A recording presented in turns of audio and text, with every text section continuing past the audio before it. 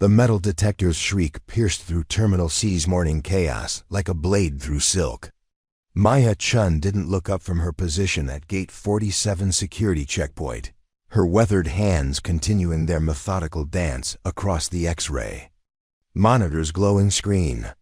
Laptops, water bottles, forgotten coins. The endless parade of travelers' lives reduced to gray shadows and digital ghosts.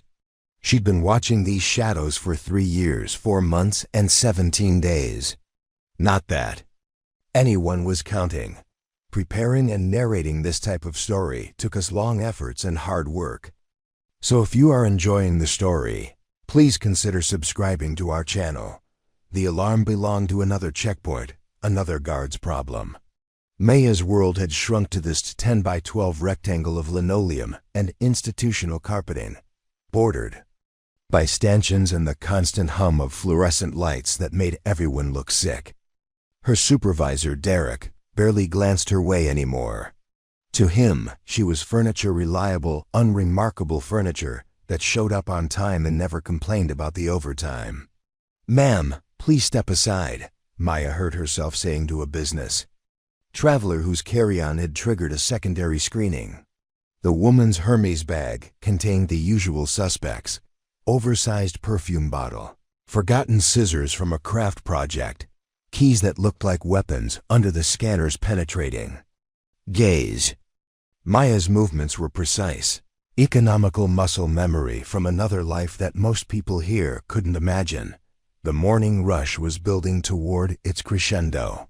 Flight 847 to Denver was boarding in 20 minutes, and the line at Maya's checkpoint snaked back toward the food court like a restless dragon. Families juggled strollers and diaper bags. Business travelers clutched phones like lifelines. Elderly couples moved with careful deliberation that made everyone behind them shift from foot to foot. Maya saw them all, cataloged them all, though none of them saw her. She was 43 years old and invisible. The airport's PA system crackled to life above their heads. "Ladies and gentlemen, please be aware that security wait times are currently running longer than normal. We appreciate your patience and remind you to arrive at least 2 hours before domestic flights, 3 hours for international departures." The voice belonged to someone in a climate-controlled office somewhere, someone who had never stood for 8 hours, straight in orthopedic shoes that still weren't quite right. Maya's colleague at the adjacent checkpoint, James, caught her eye and rolled his toward the ceiling. He was 24, fresh out of community college, saving money for law school, and convinced this job was temporary. They all thought it was temporary at first. James still believed in trajectory, in the idea that life moved in an upward arc if you just worked hard enough and kept your nose clean. Maya envied him that belief almost as much as she pitied it. "Hey, Chen," Derek's voice cut through her reverie. He was approaching with that particular stride that meant either really good news or really bad news, and Maya's experience suggested it was rarely the former. Derek was 38 and had been working airport security since 9/11's changed everything, back when the job still carried some weight of national importance. Now it was just another form of theater, but Derek still performed his role with the dedication of someone who hadn't gotten the memo. "What's up?" Maya asked, not looking away from her screen where a child's backpack revealed the innocent chaos of crayons, fruit snacks, and what appeared to be a small action figure that the X-ray made look like a tiny weapon. "Got a call from upstairs. They want you to cover the international terminal this afternoon. Rodriguez called in sick, and they need someone who won't screw it up." Derek's tone carried the faintest trace of something that might have been respect. Maya was the only one on the team who had never had a complaint filed against her, never let anything dangerous slip through, never lost her temper with difficult passengers. The international terminal was a different world, higher stakes, more tension, travelers whose journeys carried the weight of oceans and continents. It also meant dealing with federal agents, customs officials, and the kind of bureaucratic complexity that made domestic flights look like child's play. Most of the guards avoided international duty when they could. Sure, Maya said, because she always said sure. Because reliable furniture doesn't argue with where it's placed. You'll be working with Agent Torres from Homeland Security. He requested you specifically. Derek's eyebrows lifted slightly, suggesting this was unusual. Maya felt a flutter of something that might have been curiosity, or might have been dread. Agent Torres. She didn't recognize the name, but that didn't mean much. Federal agents rotated through the airport like seasonal weather patterns, most of them young and intense, and absolutely certain that they were the thin blue line between order and chaos. Maya had learned to be polite and invisible around them, to answer their questions without volunteering information, to avoid the kind of attention that might lead to awkward conversations about her. Background: a commotion near the main entrance caught Maya's attention. Not unusual airports were magnets for human drama, but something about the quality of the disturbance made her look up from her screen. Two men in dark suits were arguing with someone at the information desk, their body language radiating the kind of controlled aggression that Maya recognized from her military days. Not tourists, not business travelers. Something else. She glanced at the clock above the departure board. 9:47 a.m. Flight 847 to Denver was still loading. The line at her checkpoint was finally shrinking to manageable proportions, and the morning rush was about to give way to the brief midday lull that was the closest thing to peace this place ever offered. In 3 hours, she would walk to the international terminal and spend the rest of her shift in a different kind of routine, under the watchful eye of an agent who had specifically requested her presence, the business traveler with the Hermes. Bag was finally cleared, shooting Maya a look that was part gratitude, part annoyance at the delay. Behind her, the line shuffled forward with the resigned patience of people who had accepted that air travel was now an endurance test disguised as transportation. Maya's hands returned to their rhythm on the X-ray controls, but her mind was elsewhere, cataloging details that probably meant nothing but felt like pieces of a puzzle. She couldn't yet see. The two men in suits had finished their conversation at the information desk. One of them was walking toward the security checkpoints with the purposeful stride of someone who belonged here, someone with credentials that opened doors most people never saw. The other had disappeared back toward the main entrance, but not before Maya caught a glimpse of something that made her blood run cold. A small tattoo on his wrist, visible for just a moment as he adjusted his sleeve.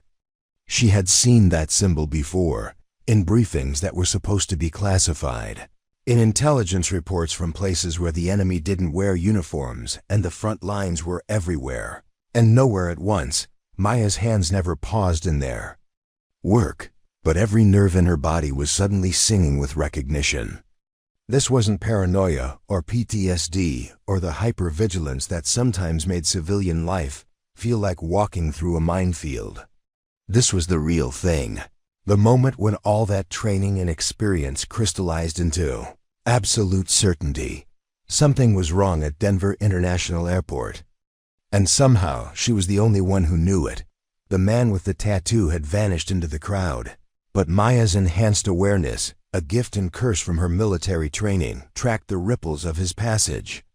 Other travelers unconsciously stepped aside, responding to something predatory in his posture that their conscious minds couldn't identify.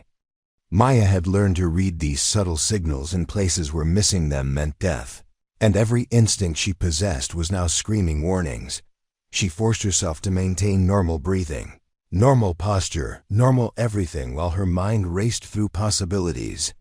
The symbol she'd glimpsed could have been innocent tattoos were common enough, and memory could be unreliable under stress. But Maya's memory had been trained to be reliable.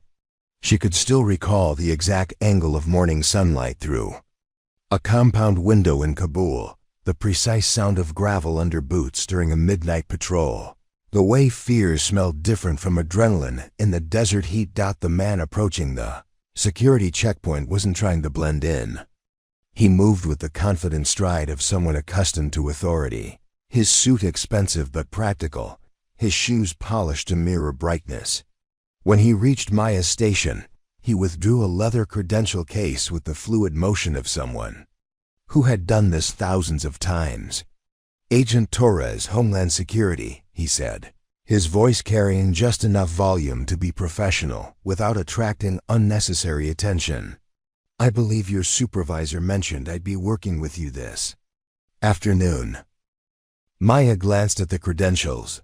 They looked legitimate, but then again, legitimate-looking credentials weren't exactly difficult to obtain if you knew the right people. What interested her more was Torres himself. Mid-30s, Hispanic features. Intelligent eyes that missed nothing. But it was his hands that told the real story. Scarred knuckles, calloused fingertips, the kind of wear patterns that came from serious firearms training. This wasn't some bureaucrat playing at being a field agent. "Yes, sir," Maya replied, keeping her tone neutral and professional. "Derek said you requested me specifically." Torres smiled, and it seemed genuine. "Your military record is impressive."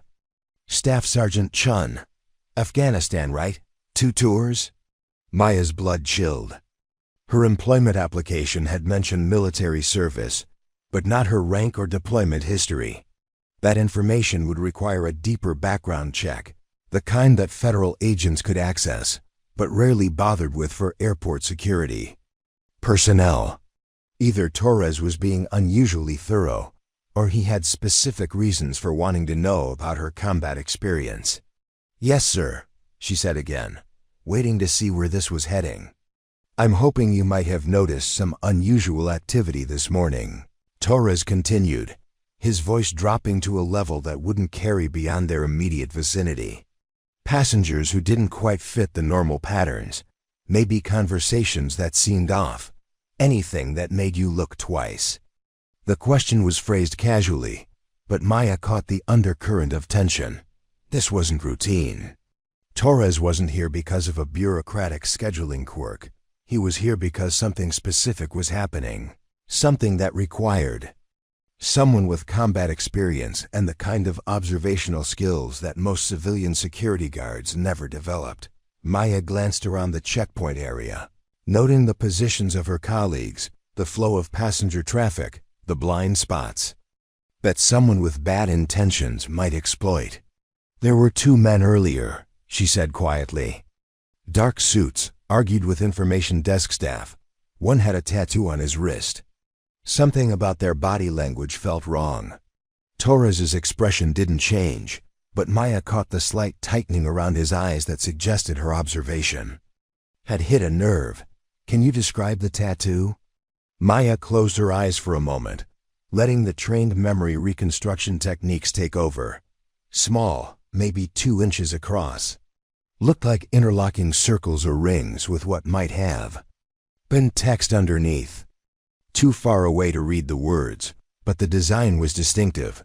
"I've seen something similar before, in intelligence briefings." When she opened her eyes, Torres was studying her with an intensity that made Maya's combat instincts twitch. "What kind of intelligence briefings, Staff Sergeant?" The use of her rank was deliberate, a reminder that he knew more about her background than their brief conversation should have revealed. Maya found herself in the uncomfortable position of deciding how much truth this situation could handle.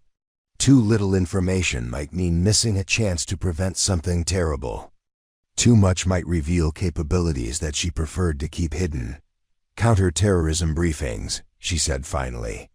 "Before deployment, we were shown symbols and identifiers associated with various hostile organizations.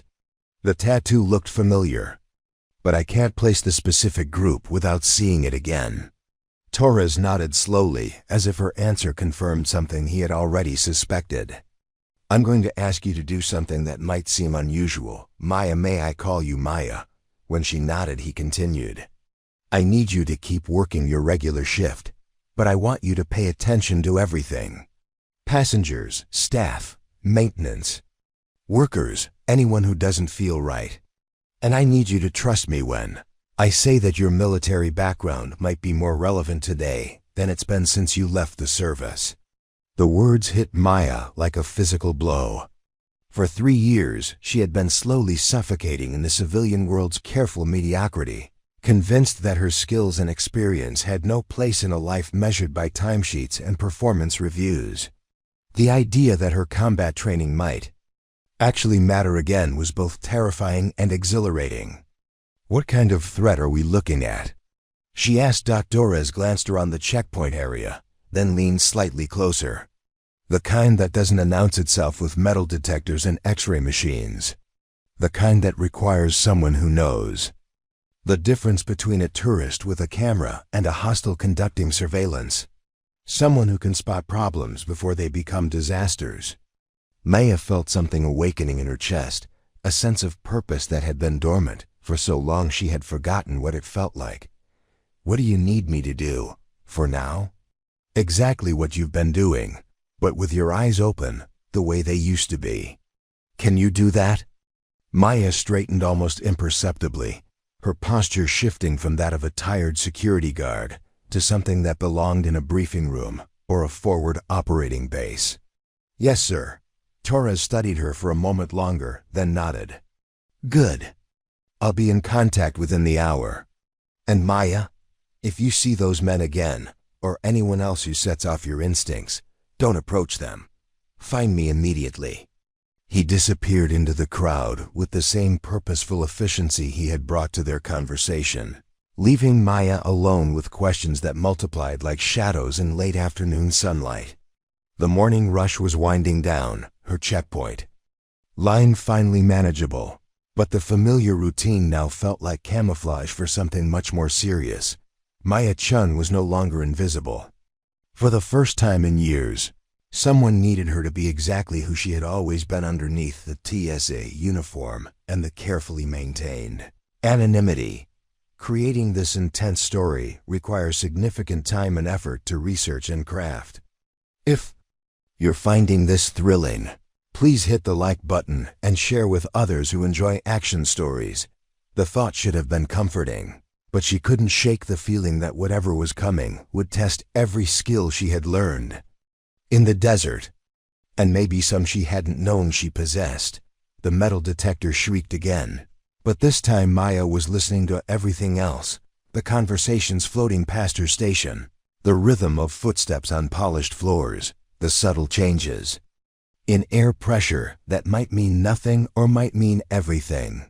Staff Sergeant Chen was back on duty, and the war had apparently followed her home. Maya's lunch break came at 1:30 p.m., 30 minutes of freedom in the employee break room that smelled like reheated pizza and industrial disinfectant. She sat alone at a corner table, picking at a turkey sandwich she had packed that morning when the world still made sense, when her biggest concern had been whether James would remember to water the spider plant on her desk during his weekend shift.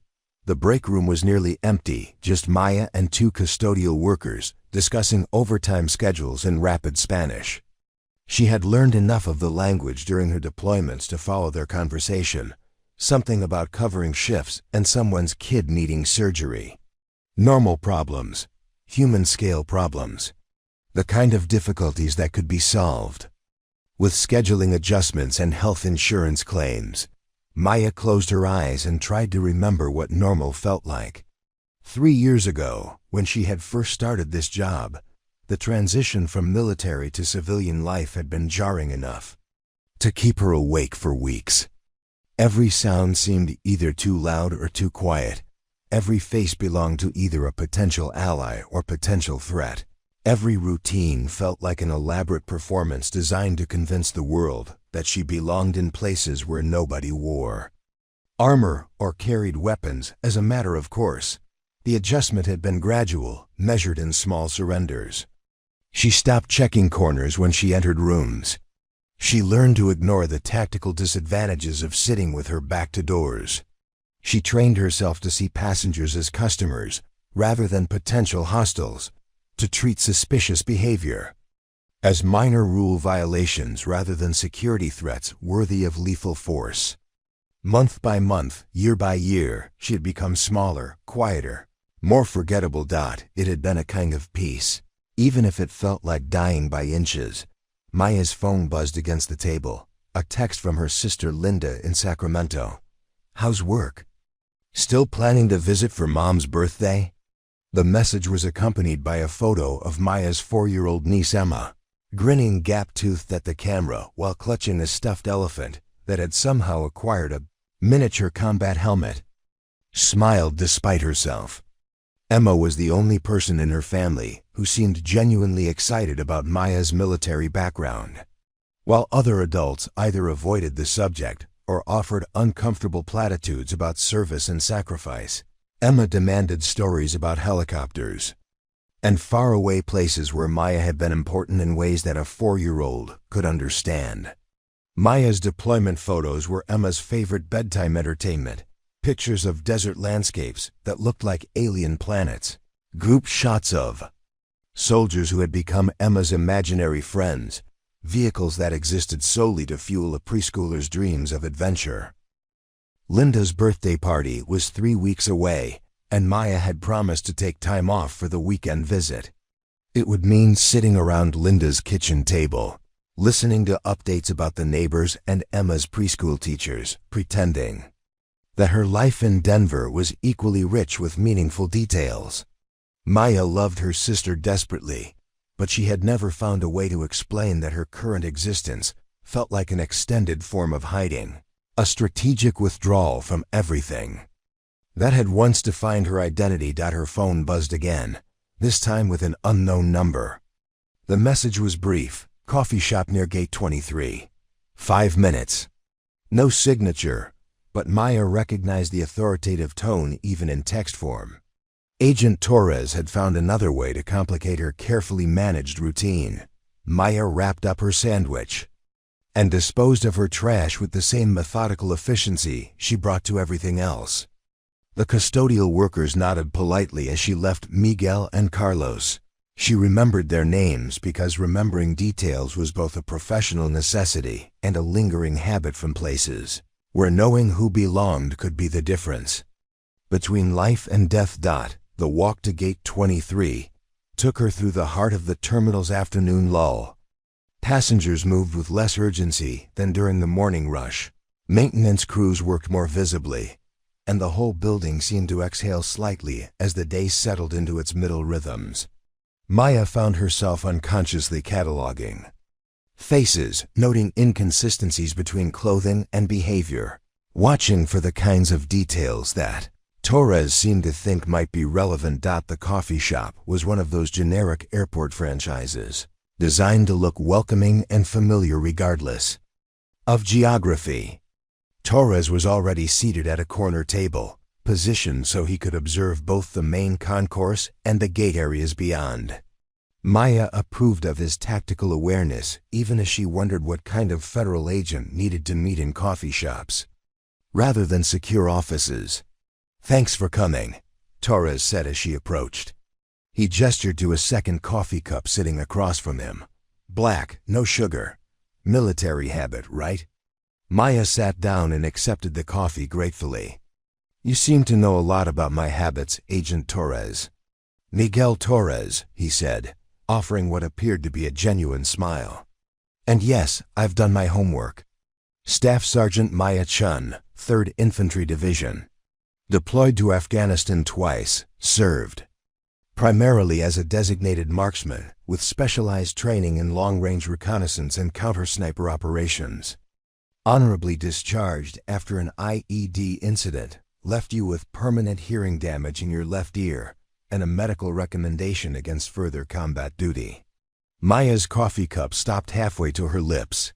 The hearing damage wasn't in her official medical records. It was the kind of detail that only someone with access to classified debriefing reports would know. "You've done more than homework. Your accuracy rates were exceptional," Torres continued. "Confirmed hits at ranges exceeding 800 meters, often in adverse weather conditions. Your spotting partner, Corporal James Reeves, described your situational awareness as supernatural. Quote, Chen could read terrain and wind patterns like they were written in her native language." Maya set down her coffee cup with deliberate care. Corporal Reeves is dead. Killed in the same incident that ended my military career. So unless you've been talking to ghosts. Those comments came from classified after-action reports that shouldn't be accessible to Homeland Security agents working domestic airport security. Torres's expression shifted, becoming more serious. You're right, they shouldn't be. But today isn't a normal day. I'm not exactly a normal Homeland Security agent. Maya studied his face, looking for tells. His age suggested military service during the height of operations in Iraq and Afghanistan, but there was something about his mannerisms that felt more specialized than standard infantry. What kind of agent are you, Miguel? The kind who gets called when regular law enforcement isn't equipped to handle a situation. The kind who works with people who understand that sometimes civilian rules don't apply. Torres leaned forward, slightly lowering his voice.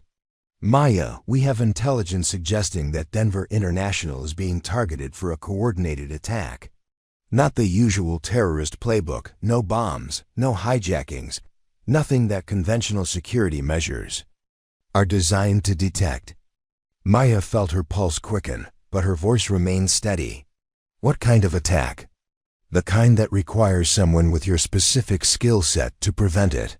Torres pulled out his phone and showed her a photograph surveillance camera footage of the man with the tattoo she had spotted that morning. This is Dmitry Volkov, former Spetsnaz, current freelance operative specializing in what the intelligence community calls precision urban warfare. He's part of a team that's been hired to eliminate specific targets, probably foreign nationals, transiting through the international terminal. Maya looked more closely at the photograph. Volkov's face was partially obscured by the camera angle, but his posture and movement patterns confirmed her earlier assessment. Assassination? That's our working theory. But here's the problem: we don't know who the targets are, when the operation is scheduled, or how they plan to execute it. All we know is that Volkov's team has been conducting surveillance of this airport for at least 2 weeks, and they've specifically focused on sightlines from the terminal to the runway. Maya's mind immediately began calculating angles and distances. Sniper attack? Potentially. Which is why I need someone who understands long-range shooting. Someone who can think like a sniper and identify where they might position themselves. Torres paused, studying Maya's reaction. Someone who won't be noticed conducting counter-surveillance in an airport environment. Maya laughed, a sound with no humor in it. You want me to go hunting in a place full of innocent civilians, using skills I haven't practiced in 3 years, against professionals who might be better trained and better equipped than I ever was? Yes, the simple honesty of his answer was somehow more persuasive than any elaborate justification could have been. Maya found herself remembering the weight of her rifle, the meditative calm that came with long-range shooting, the satisfaction of problems that could be solved with precision and mathematics rather than politics and bureaucracy. What makes you think I'm still capable of that kind of work? She asked. Torres smiled. Because 20 minutes ago, you spotted Volkov from 60 feet away in a crowded terminal and immediately recognized him as a threat. Because you've been unconsciously monitoring sightlines and tactical positions since you sat down at this table. Because when I mentioned counter-sniper operations, your breathing changed in a way that suggests muscle memory activation. Maya realized he was right about all of it. Her body had been preparing for combat since their conversation began, awakening reflexes and awareness patterns that civilian life had suppressed, but not eliminated. What exactly are you asking me to do? Help me identify where they might position themselves for an attack. Help me understand their operational timeline, and if necessary. Torres paused, meeting her eyes directly. Help me stop them. Maya was quiet for a long moment, staring at the coffee she was no longer interested in drinking. I'm a agent, Miguel. I check bags and confiscate nail clippers. I haven't fired a weapon in 3 years. And my idea of tactical planning is figuring out which checkpoint to assign to new trainees. "Your Staff Sergeant Maya Chen," Torres replied firmly. "You've been pretending to be a TSA agent, but that's not who you are. What happened in Afghanistan was tragic, but it didn't erase 24 years of training and experience. It didn't change the fact that you're one of the finest marksmen the Army has ever produced." Maya felt tears she hadn't expected threatening. The corners of her eyes. "I failed, Miguel. I failed my partner. I failed my unit. I failed everyone who counted on me to keep them safe. Why would you trust me with something like this?" "Because failure is what teaches us to succeed," Torres said quietly. "Because the person who survived that IED attack and managed to save 3 other soldiers, despite her own injuries, is exactly the person I need for this mission. Because Maya Chen at 60% is still better than anyone else I could find at full capacity." Maya looked around the coffee shop, noting details she had been ignoring. The businessman reading a newspaper in a language she didn't recognize. The maintenance worker who had been cleaning the same table for 10 minutes. The subtle positioning of security cameras that suggested blind spots someone could exploit. Her awareness was sharpening, focusing, returning to levels she hadn't experienced since her last deployment. "If I do this," she said slowly, "I'm going to need equipment. Real equipment, not whatever improvised nonsense you can scrounge from." "Airport security supplies," Torres nodded. "Already arranged. There's a storage locker in the international terminal's basement level that contains everything you might need, including a rifle system that should feel familiar." He slid a small key across the table. "Locker 247. But Maya, once we start this, there's no going back to being invisible. Win or lose, your cover is blown permanently." Maya picked up the key, feeling its weight in her palm like a token of transformation. For 3 years, she had been mourning the death of Staff Sergeant Chen, convinced that the explosion in Afghanistan had killed more than just her hearing. And her partner, but maybe Torres was right. Maybe the sergeant had just been sleeping, waiting for a mission that mattered enough to justify the risk of waking up. "When do we start?" she asked. Torres checked his watch. "Your shift in the international terminal begins in 90 minutes. That gives us enough time to get you oriented and equipped." He stood up, leaving money for the coffee on the table. "Maya? Thank you for trusting me with this." Maya remained seated for a moment after he left, staring at the key in her palm while the familiar weight of responsibility settled across her shoulders, like an old coat that still fit perfectly despite years. In storage. Around her, the airport continued its normal afternoon routine.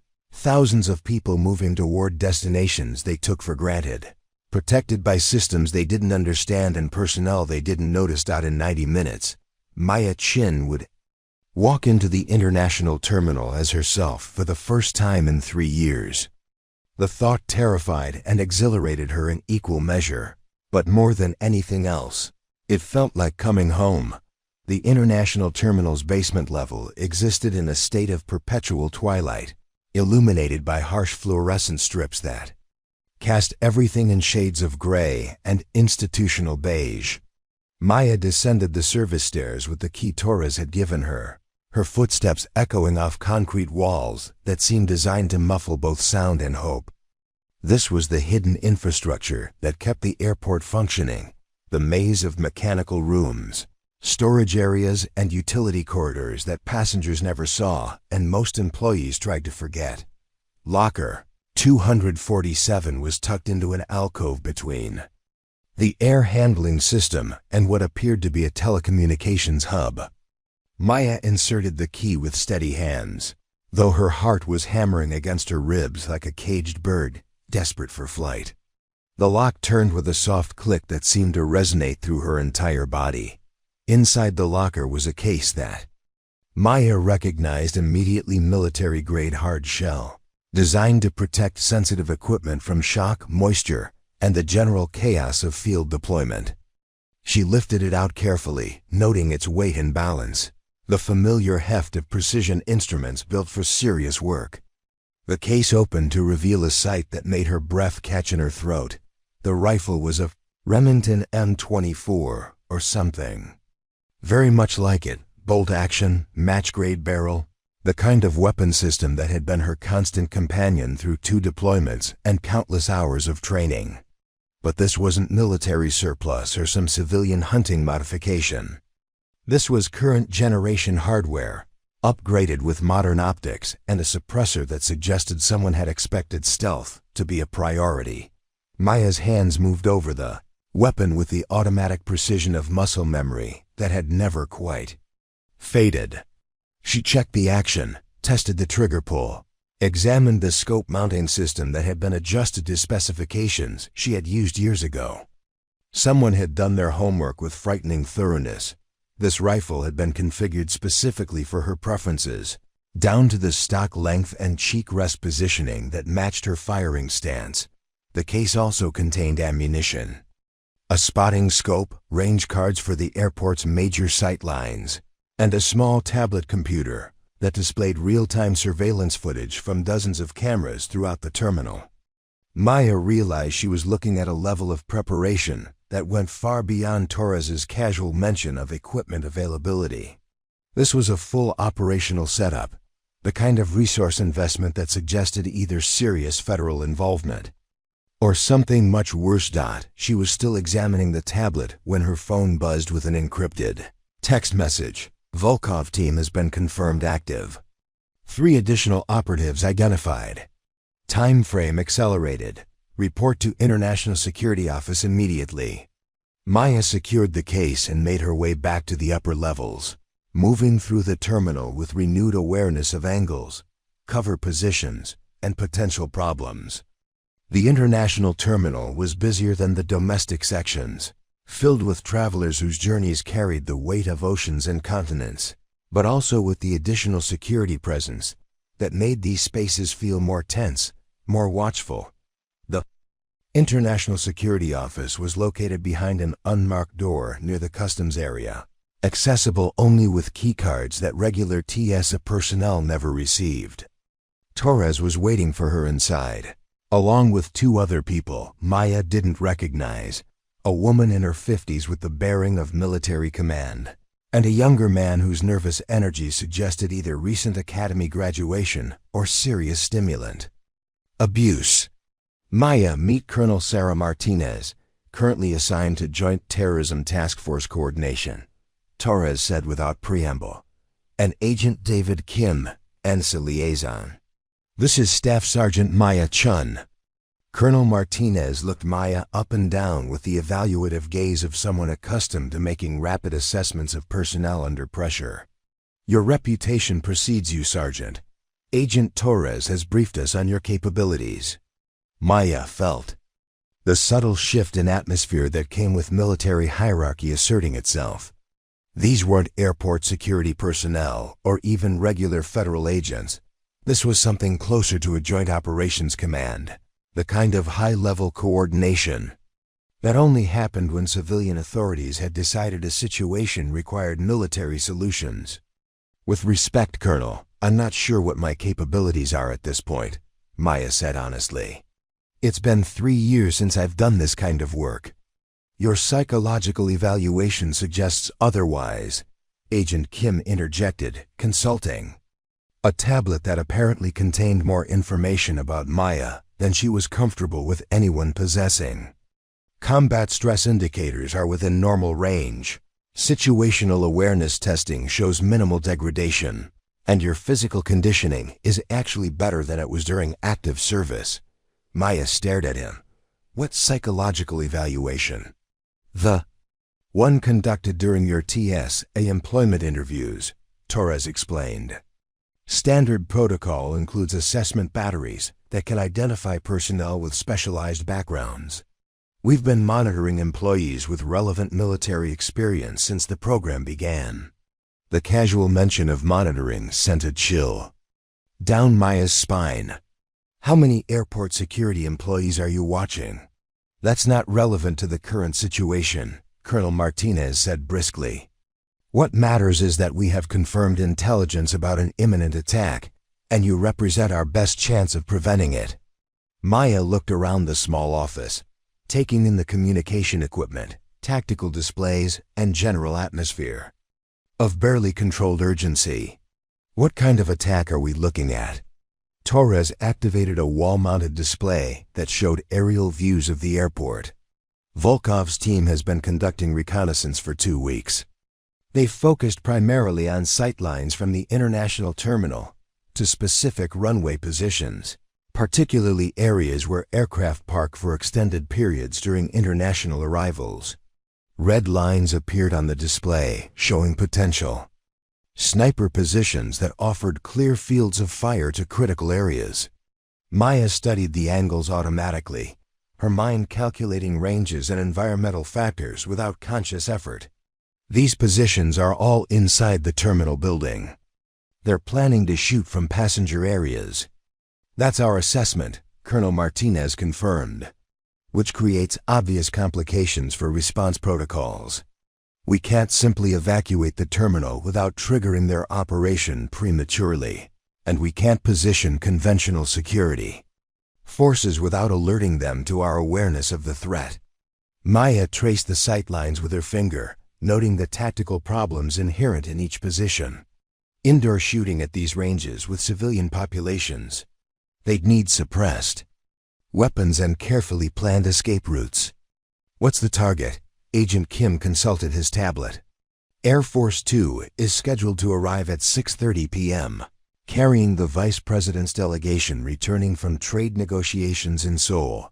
The aircraft will taxi to Terminal B's secure area. But the route requires passing through the sightlines you're examining. Maya felt the familiar sensation of pieces clicking into place, the moment when tactical complexity resolved into clear understanding. They're not trying to hit the aircraft directly. They're going for personnel during deplaning. VIP targets in a controlled environment where they can guarantee clear shots and manage collateral damage. Exactly, Torres said. Which means they'll position themselves within the next few hours, probably during the shift change when personnel movement is at its highest. We need you to identify their positions before they're ready to execute. Maya looked at the display again, mentally cataloging the challenges involved. I'll need to move through passenger areas with equipment, potentially engage hostiles in spaces full of innocent people, and do it all while maintaining the fiction that I'm just another airport security guard. She paused, considering the implications. And if something goes wrong, every news network in the country will be running footage of a TSA agent with a sniper rifle. That's why we need someone who won't let something go wrong, Colonel Martinez said flatly. This isn't a training exercise, Sergeant. We have 3 hours to identify and neutralize a professional assassination team before they kill the Vice President of the United States. The weight of that statement settled over the room like a physical presence. Maya had participated in operations with high stakes before, but never on American soil. Never with American civilians as potential collateral damage. The rules of engagement would be completely different from anything she had experienced in Afghanistan. What support do I have? Maya asked. Limited, Torres admitted. We can't risk a larger federal presence without alerting the targets. You'll have communication support and real-time intelligence, but once you're in position, you're essentially operating solo. Maya nodded, accepting the reality of tactical isolation that had defined most of her military career. Rules of engagement? Colonel Martinez's expression hardened. Prevent the assassination by any means necessary. Capture is preferable to elimination. But civilian safety is the absolute priority. You are authorized to use lethal force if the situation requires it. The formal language couldn't disguise what she was being asked to do: kill people in an American airport if necessary to protect other people.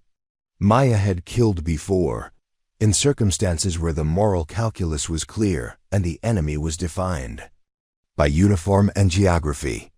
This felt different, more complicated, weighted with the kinds of political considerations that had never been part of her responsibilities as a soldier. I need to see the terminal, Maya said. Walk the sight lines. Understand the tactical environment from ground level. Agent Torres will accompany you, Colonel Martinez said. Your cover story is that you're conducting a routine security assessment with federal oversight. Stay in character unless the situation becomes critical. Maya stood up, feeling the familiar pre-mission tension that she had thought was gone forever. Colonel, can I ask how long you've been planning for this scenario? Since 9/11, Martinez replied without hesitation. We've had contingency plans for airport-based assassination attempts since the first week after the towers fell. But this is the first time we've had to implement them with specific intelligence about an imminent threat. The admission suggested levels of preparation and surveillance that Maya hadn't considered. She wondered how many other airports had similar protocols, how many other former soldiers were working civilian jobs while maintaining security clearances. They didn't know they still held. Torres led her out of the office and into the International Terminal's main concourse. The afternoon rush was building toward its peak.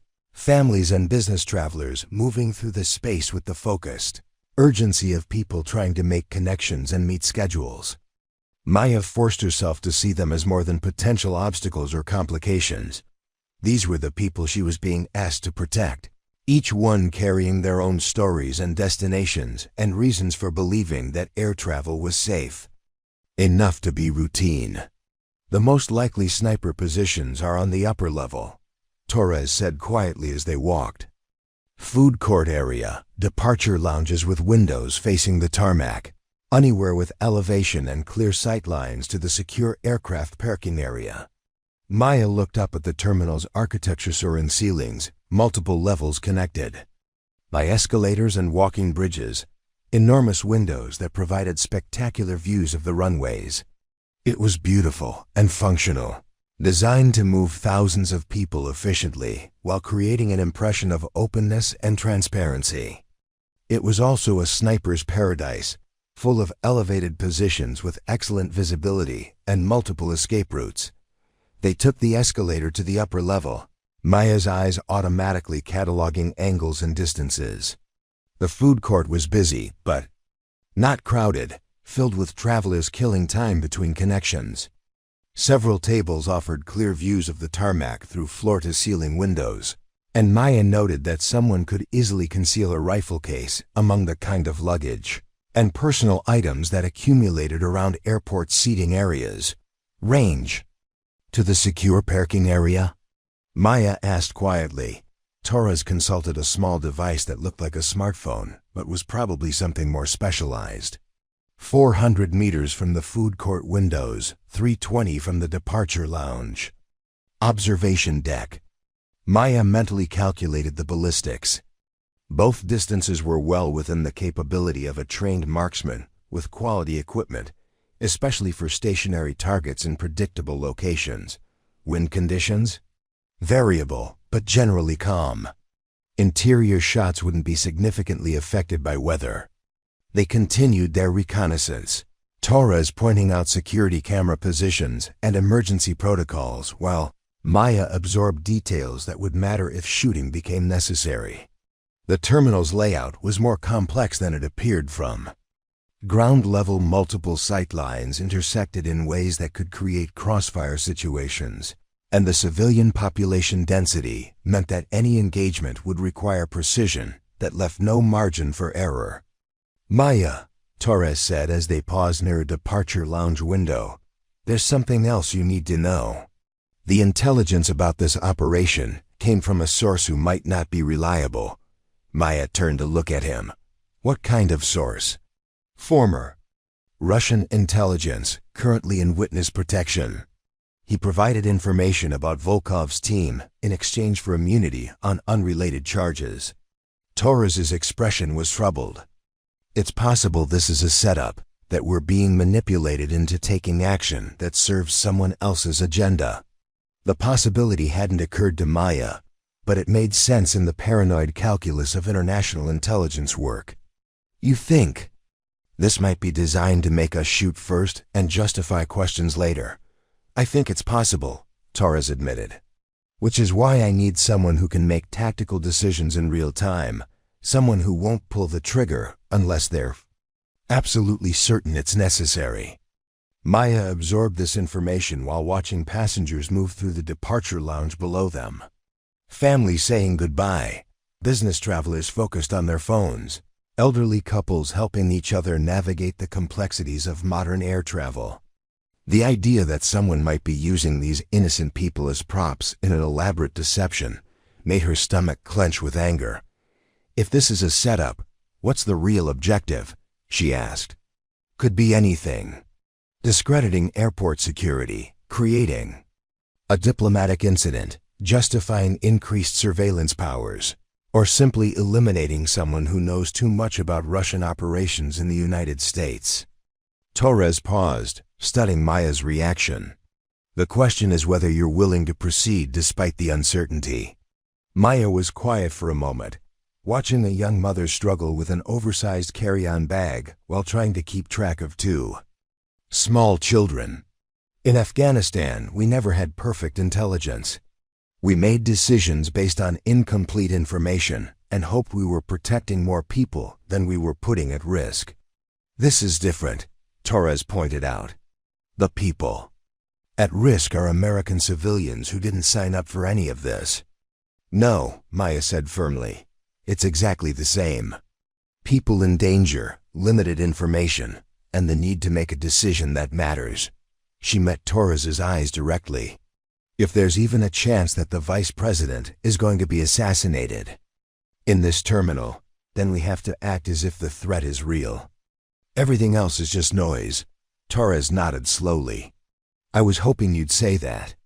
They spent the next hour conducting systematic reconnaissance of every possible sniper position in the international terminal.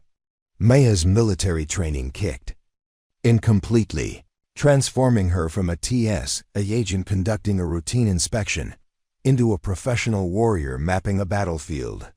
She noted sight lines, calculated ranges, identified cover positions and escape routes, and gradually built a three-dimensional tactical picture that would allow her to respond effectively if the situation escalated. By 4:30 p.m., Maya had identified 7 positions that offered viable shots at the aircraft parking area. 3 of them were clearly superior to the others in terms of range, concealment, and tactical advantage. If she were planning this operation, those were the positions she would choose. We need to set up surveillance on the primary positions, Maya told Torres as they concluded their reconnaissance.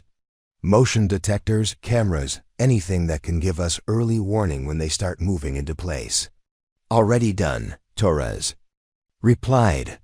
But the surveillance equipment is designed to be unobtrusive, which means it might not detect professionals who know how to avoid detection. Maya understood the limitation. Military-grade surveillance could identify obvious threats, but experienced operators like Volkov's team would know how to move through security systems without triggering alarms. That means we need human observation. Someone positioned where they can watch for subtle signs of tactical preparation. That someone would be you, Torres said. We're going to position you in the International Terminal Security Office with access to all surveillance feeds. If you spot anything suspicious, you'll have 15 minutes to intercept before the Vice President's aircraft arrives. 15 minutes. Maya ran through the tactical timeline in her mind time to retrieve equipment from the basement locker, move to an engagement position, identify targets, and take action. It was enough time if everything went perfectly, which, in Maya's experience, meant it probably wasn't enough time at all. What about backup plans? She asked. The Vice President's security detail has been briefed on the threat, but they can't modify their arrival procedures without potentially alerting the assassination team. Air Force 2 will land on schedule, taxi to the normal parking position, and disembark according to standard protocol. Torres checked his watch, which gives us exactly 97 minutes to identify and neutralize the threat. Maya felt the familiar pre-combat sensation of time accelerating and details sharpening. I need to get into position. They returned to the International Security Office, where Colonel Martinez and Agent Kim were monitoring multiple communication channels and surveillance feeds. The atmosphere had intensified during Maya's absence. More personnel had arrived. More equipment was operational, and the general sense of urgency had ratcheted up several notches. "Sergeant Chen," Colonel Martinez said without looking away from her displays. "We've detected increased electronic activity consistent with tactical communications. The operation is definitely proceeding on schedule." Maya looked at the surveillance feeds showing the terminal's upper level. Everything appeared normal: passengers moving through the space, staff conducting routine maintenance, the usual controlled chaos of a busy international airport. But somewhere in that seemingly innocent environment, professional killers were preparing to commit murder. "Colonel," Maya said, "I need to be clear about something. If this goes bad, if civilians get hurt because of decisions I make in the next 2 hours, that's something I'll have to live with for the rest of my life." Martinez turned to look at her directly. "Sergeant, if you don't make those decisions, the Vice President of the United States dies on American soil, and we all have to live with that failure. Sometimes there are no good choices, only necessary ones." Maya nodded, accepting the weight of command responsibility that she had hoped never to carry again. "Understood, Colonel." "Good," Martinez said. "Now get ready to save some lives." Maya returned to the basement level with a sense of purpose that felt both foreign and familiar. 3 years of civilian routine had taught her to move through the world with deliberate smallness, but now she walked with the confident stride of someone who had important work to do. The transformation was happening gradually, each step closer to the equipment locker, marking another stage in her return to being Staff Sergeant Chen. The rifle case felt lighter than it had an hour earlier, as if her muscles were remembering the weight and balance of serious equipment. Maya carried it to a maintenance room that Torres had identified as suitable for final preparation. Under harsh fluorescent lighting, surrounded by cleaning supplies and industrial equipment, she began the methodical process of preparing for combat. The weapon came together in her hands like a familiar poem, each component settling into place with the precision of long practice. Bolt assembly, trigger group, scope mounting. Every movement was guided by muscle memory that transcended conscious thought. Maya had assembled and disassembled this type of rifle thousands of times in conditions ranging from desert heat to mountain cold, sometimes in darkness, sometimes under enemy fire. The scope required adjustment for the specific distances she had measured during reconnaissance. Maya made the calculations automatically, her mind processing ballistic data with the same unconscious efficiency that other people use to navigate traffic or prepare coffee. 400 meters to the primary target area, slight elevation advantage, minimal wind effect from interior positioning. The mathematics of precision shooting were as natural to her as breathing. Her phone buzzed with an encrypted update from Torres. Electronic intercepts suggest movement beginning. Timeline may be accelerated. Maintain position until further notice. Maya finished her preparation and made her way back to the International Security Office. The surveillance feeds now showed subtle changes that civilian observers might miss. But that looked like tactical positioning to someone with her background. A maintenance worker who had been mopping the same section of floor for 20 minutes. A passenger reading a newspaper at a table that provided excellent overwatch of the terminal's main approaches.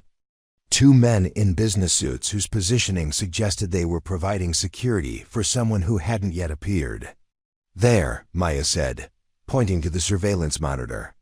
"Northwest corner of the food court. The man with the laptop bag isn't using the laptop, and he's positioned himself where he can observe both escalators and the departure gate area." Agent Kim enhanced the video feed, zooming in on the figure Maya had identified. "Facial recognition is running, but the angle isn't optimal for identification." "Don't need facial recognition," Maya said.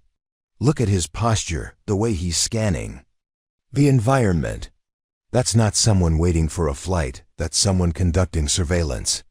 Colonel Martinez studied the enhanced image. You're certain? Yes, ma'am. And if I can spot him, there are probably others I haven't identified. Yet, Maya turned to Torres. I need to get into position now, before they complete their setup. Torres nodded. Go. We'll maintain communication and provide real-time updates on any additional activity. Maya left the security office carrying the maintenance worker's tool bag that concealed her equipment. The walk to the basement locker took 3 minutes. Weapon retrieval and final preparation took another 2 minutes. And the return to the upper level would require careful movement through service corridors to avoid detection by security cameras that might be monitored by hostile forces. The service elevator to the upper level was ancient and slow, giving Maya time to complete her mental preparation. In combat, there was a moment when thinking stopped and training took over, when conscious decision-making gave way to the automatic responses that meant the difference between success and failure. Maya felt that transition beginning now, her awareness shifting from ordinary consciousness to the heightened state that made everything else possible. The elevator opened onto a service corridor that ran behind the food court. Maya could hear the ordinary sounds of civilian activity conversations, footsteps, the electronic chimes of departure announcements.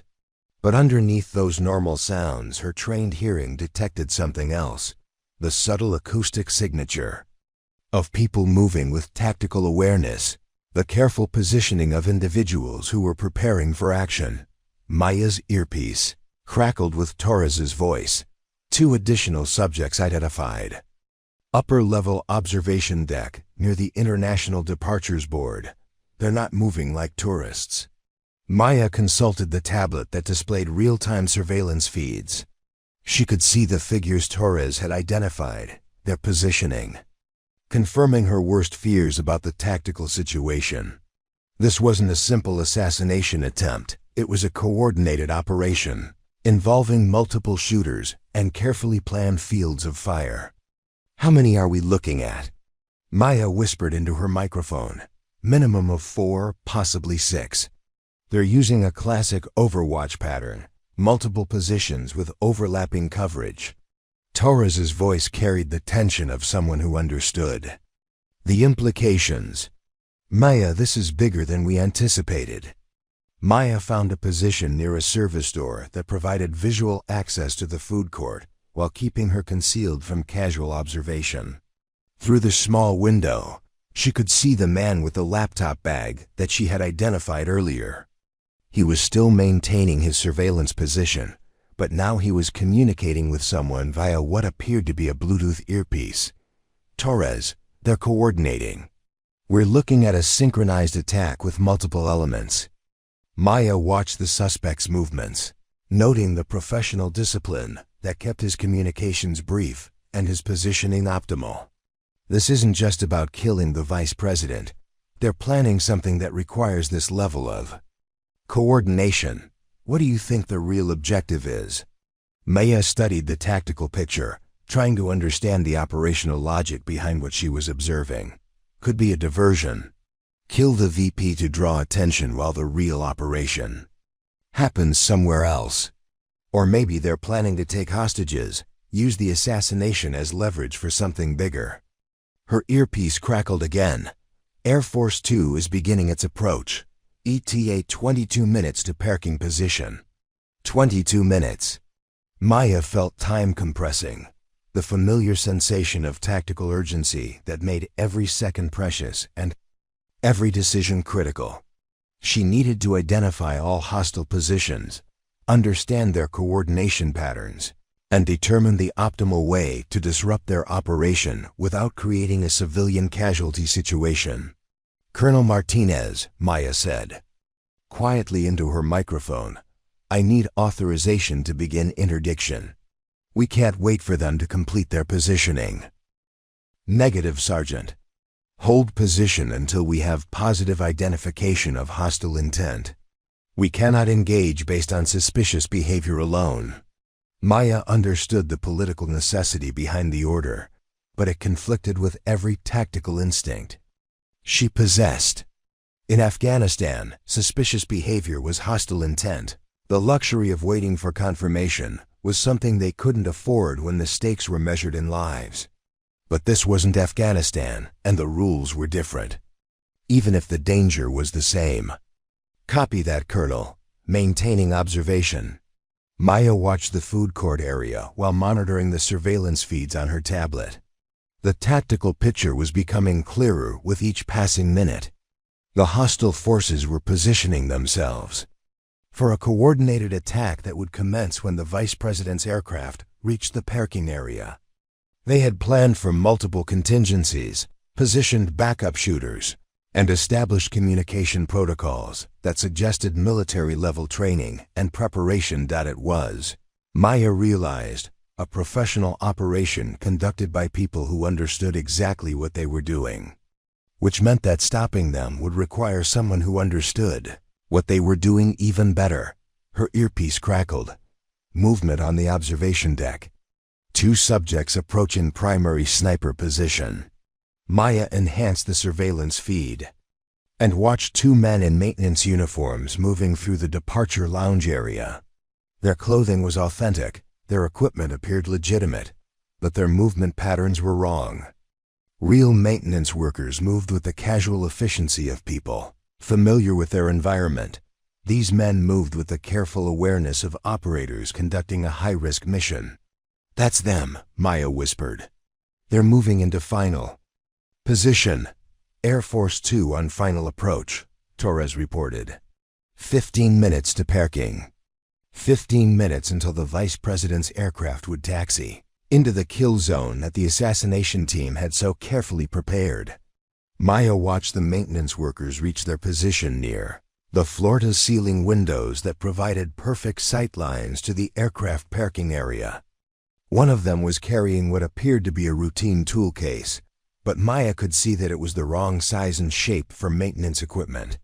"Colonel, I have eyes on primary sniper team. They're setting up now." "Copy that, Sergeant." "Continue." Observation. Maya bit back her frustration with the restrictive rules of engagement. These weren't soldiers on a battlefield where aggressive action was expected and encouraged. These were civilians in an airport where every decision would be scrutinized by lawyers and politicians who had never faced a life-or-death situation. But the mathematics of the tactical situation were unforgiving.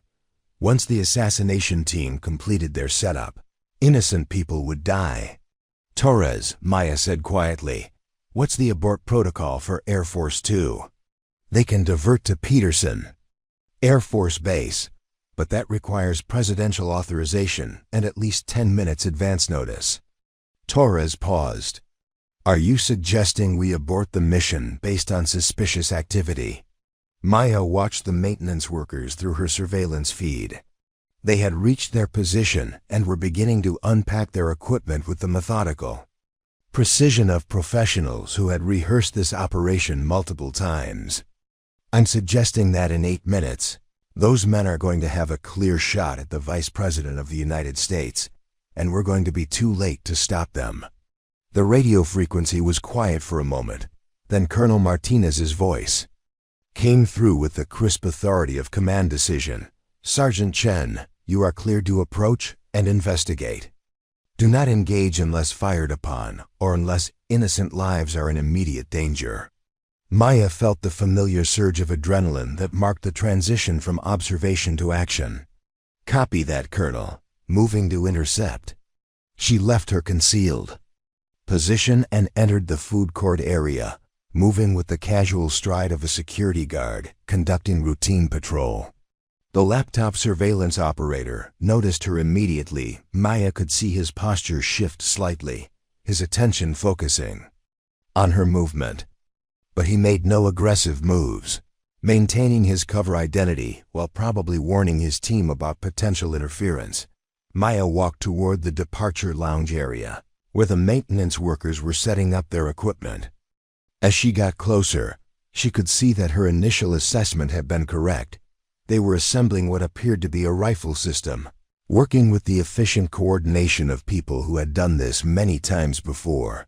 30 feet away, 20 feet, 10 feet. Maya was close enough now to see the details that confirmed her worst fears. The maintenance equipment included a precision rifle with a high-power scope, already assembled and positioned for optimal sight lines to the aircraft. Parking area. The men handling it moved with the professional competence of trained snipers who knew exactly what they were doing. Maya was 15 feet away when one of them looked up and saw her approaching. For a moment, their eyes met across the departure lounge, and Maya saw the instant recognition of someone who understood exactly what kind of threat she represented. The man's hand moved toward what was probably a concealed weapon, and Maya realized that the careful game of observation and preparation was about to become something much more direct and dangerous. The moment of decision had arrived, and there was no more time for doubt or hesitation. Staff Sergeant Maya Chen was back in the field, and people were depending on her to make the right choice. The moment stretched between Maya and the sniper like a taut wire, both of them calculating distances, angles, and probabilities with the cold precision of professionals who understood that the next few seconds would determine who lived and who died. Maya had her weapon concealed in the maintenance bag, 15 feet from her target. Surrounded by innocent civilians who had no idea they were about to become collateral damage in an assassination attempt on American soil, the sniper's hand continued its movement toward his concealed weapon, but Maya was already in motion. 3 years of civilian life hadn't erased 2 decades of combat training. She dropped low and to the right, using a family's luggage cart as improvised cover while her own hand found the grip of her sidearm. The movement was fluid, automatic, guided by reflexes that had kept her alive in places where hesitation meant death. "Federal agent, hands visible," Maya shouted, her voice carrying the unmistakable authority of someone prepared to enforce the command with lethal force. The words echoed through the departure lounge, causing immediate panic among the civilian passengers, who suddenly found themselves in the middle of what appeared to be a law enforcement operation. The sniper's partner spun toward Maya's position, abandoning any pretense of being a maintenance worker. Maya could see him calculating the same tactical variables she was processing: range, cover, civilian positions, escape routes. But where the sniper saw obstacles and complications, Maya saw patterns and opportunities that had been drilled into her through countless hours of urban warfare training. "Torres, I am engaging," Maya said into her microphone, her voice steady despite the adrenaline flooding her system. "Multiple hostiles, civilians in the area, request immediate backup." The sniper's hand completed its movement, and Maya saw the distinctive shape of a compact automatic pistol clearing its concealment. Time slowed to the strange, hyper-focused state that combat veterans knew intimately. Every detail became crystal clear, while peripheral awareness expanded to encompass the entire tactical environment. Maya drew her own weapon and fired twice. Center mass, the reports echoing through the departure lounge like thunder in an enclosed space. The sniper staggered backward, his own weapon discharging harmlessly into the ceiling as he fell. Maya was already shifting her aim to the second target when she heard the distinctive crack of a rifle shot from somewhere else in the terminal. "Shots fired! Shots fired!" Torres's voice crackled through her earpiece. "Multiple positions, they're engaging early." Maya realized with cold clarity that her intervention had triggered the assassination attempt prematurely. The sniper team had been forced to begin their operation before the vice president's aircraft reached the optimal position, but they were still proceeding with the mission. Somewhere in the terminal, other members of the team were shooting at targets Maya couldn't see. The second maintenance worker was moving toward what appeared to be an equipment case, probably containing additional weapons or communication gear. Maya tracked him with her pistol while scanning for additional threats. The departure lounge had erupted into chaos, passengers screaming, running for exits, diving behind whatever cover they could find. Airport security personnel were responding, but they weren't equipped or trained for this level of violence. Everyone down. Maya shouted, using her command voice to cut through the panic. Stay low, move toward the exits, do not run. Her earpiece exploded with overlapping communications. Air Force 2 is aborting approach. Federal agents responding to multiple locations. Civilian casualties reported in the food court area. Request immediate medical support. Maya reached the equipment case the same time as the second hostile. At close range, she could see that he was younger than his partner, probably late 20s, with the lean build and alert eyes of someone who had seen serious combat. When he looked at Maya, she saw the moment of recognition that told her everything she needed to know about his background and training. Spetsnaz? Maya asked, keeping her weapon trained on him, while reaching for the case with her offhand. VDV, the man replied in accented English. Airborne. You are American military? Army, infantry. Maya nodded toward his fallen partner. He dead? The Russian glanced at the motionless figure. Yes, good shooting. There was professional respect in his voice, the acknowledgement of one soldier to another. We have problem now. Maya understood. With the assassination attempt disrupted and federal agents responding, both of them were in immediate danger from forces that wouldn't make distinctions between friendly and hostile operators. How many in your team? 6 total, 4 still active. The Russian's eyes flicked toward the terminal's upper level. They will continue mission until stopped. Maya's earpiece crackled. Sergeant Chen, report your status. 1 hostile down. 1 in custody, Maya replied. Russian airborne. Claims 4 additional operatives still active. Copy that. Air Force 2 has diverted to Peterson. Mission objective has changed. We need to neutralize remaining hostiles before they escape. Or engage civilians. Maya looked at the Russian operative, who was listening to their communication with the professional interest of someone who understood the tactical implications. You want to surrender, or do you want to help me stop your people before this gets worse? The Russian considered the question with the deliberate calculation of someone weighing limited options. Partner, he has family in Volgograd. This operation, it pays enough to send children to university in America. He gestured toward the chaos around them. But this was not supposed to happen like this. Civilians were not supposed to be in danger. Maya heard the genuine regret in his voice, the admission of someone who had signed up for political assassination, but not mass casualty terrorism. What was the real plan? Clean kill, minimal collateral damage, extraction before response could be organized. Professional work, the Russian shook his head. But intelligence was wrong about security preparation. You were not supposed to be here. Maya realized she was looking at confirmation of Torres's earlier concerns about intelligence reliability. This operation had been planned based on information that either deliberately or accidentally omitted the federal response capabilities. Someone had set up both sides for maximum chaos and minimum control. What's your name? Maya asked. Dmitry Kozlov, Senior Lieutenant, 76th Guards Air Assault Division. The introduction was formal, carrying the weight of military tradition even in the current circumstances. Maya Chen, Staff Sergeant, 3rd Infantry Division.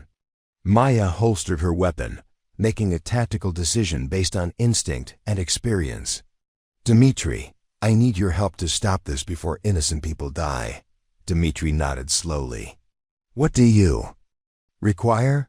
Maya's earpiece crackled with urgent updates. Food court shooter neutralized by federal response team. Observation deck clear, no hostiles found.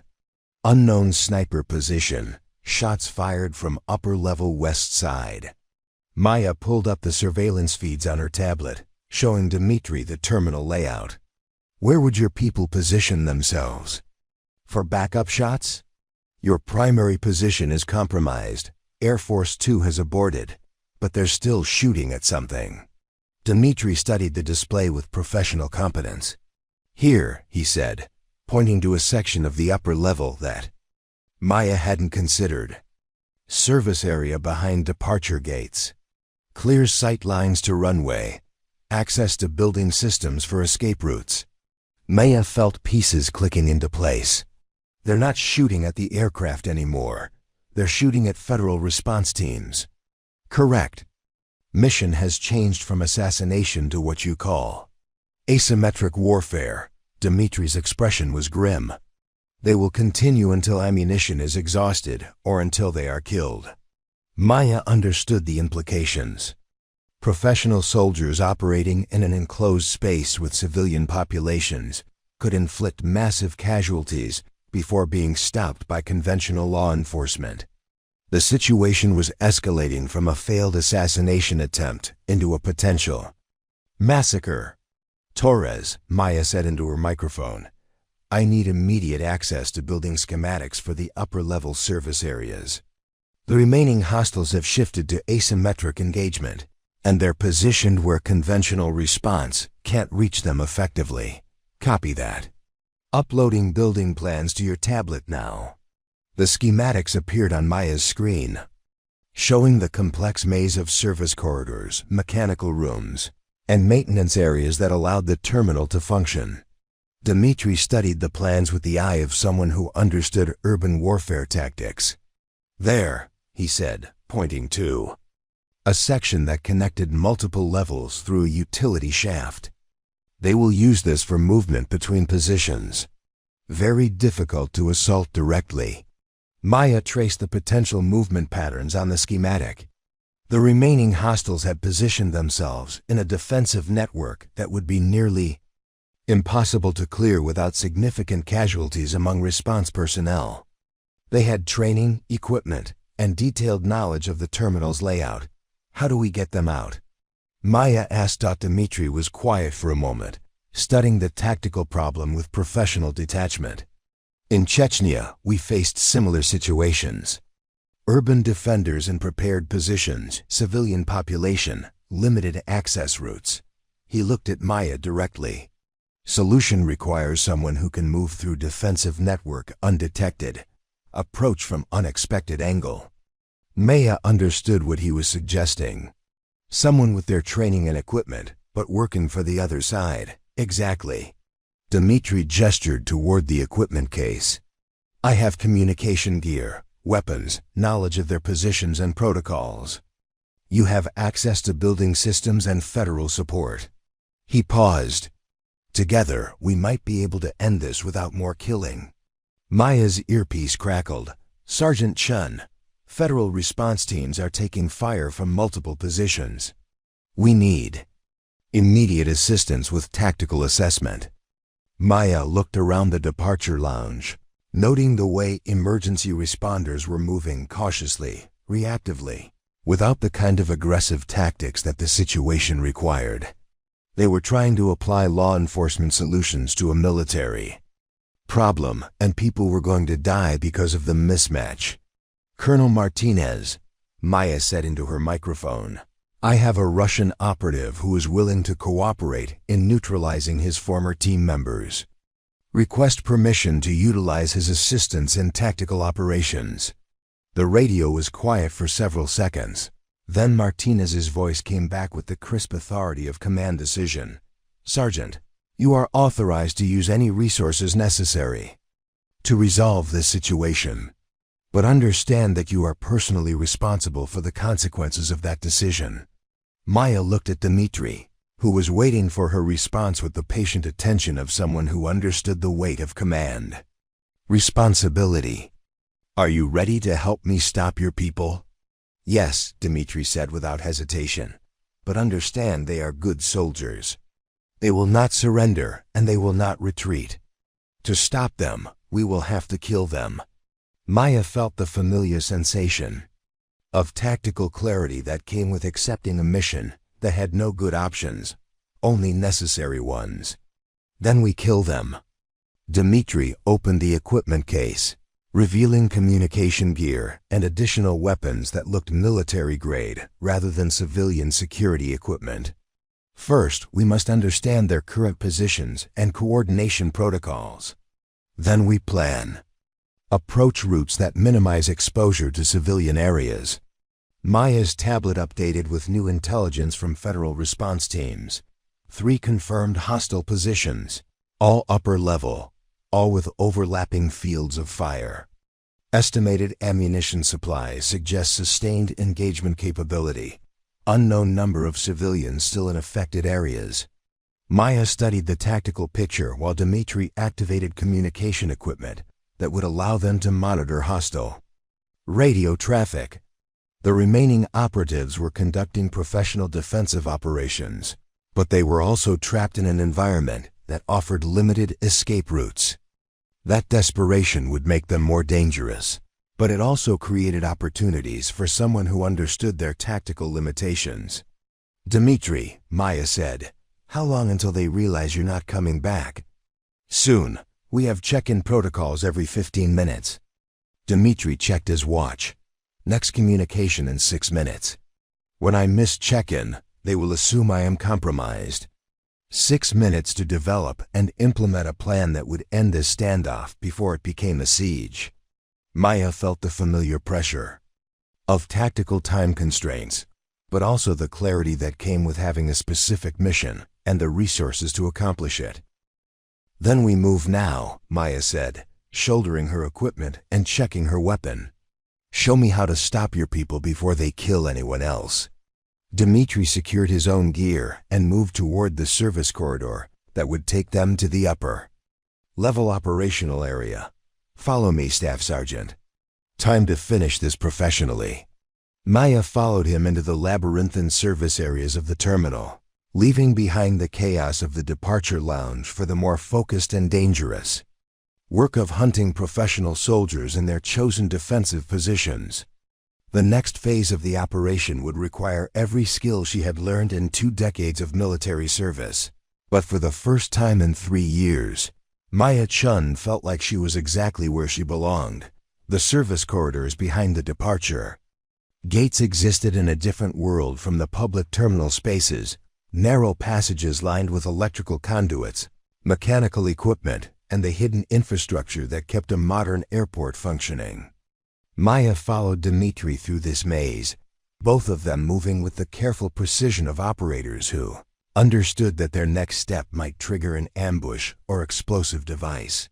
Dmitri paused at a junction where 3 corridors intersected, holding up his hand for silence while he activated a small electronic device that Maya recognized as a tactical radio scanner. Russian voices crackled through the small speaker, quick bursts of military terminology that Dmitri translated in whispered English. "Position 1 reports federal agents approaching from main terminal entrance. Position 2 has clear sight lines to evacuation routes, engaging targets of opportunity. Position 3... Dmitri's expression darkened. "Position 3 is requesting permission to engage civilian targets to draw federal response into kill zone." Maya felt ice forming in her stomach. Are they going to authorize that? Dmitri listened to more radio traffic, his face growing increasingly grim.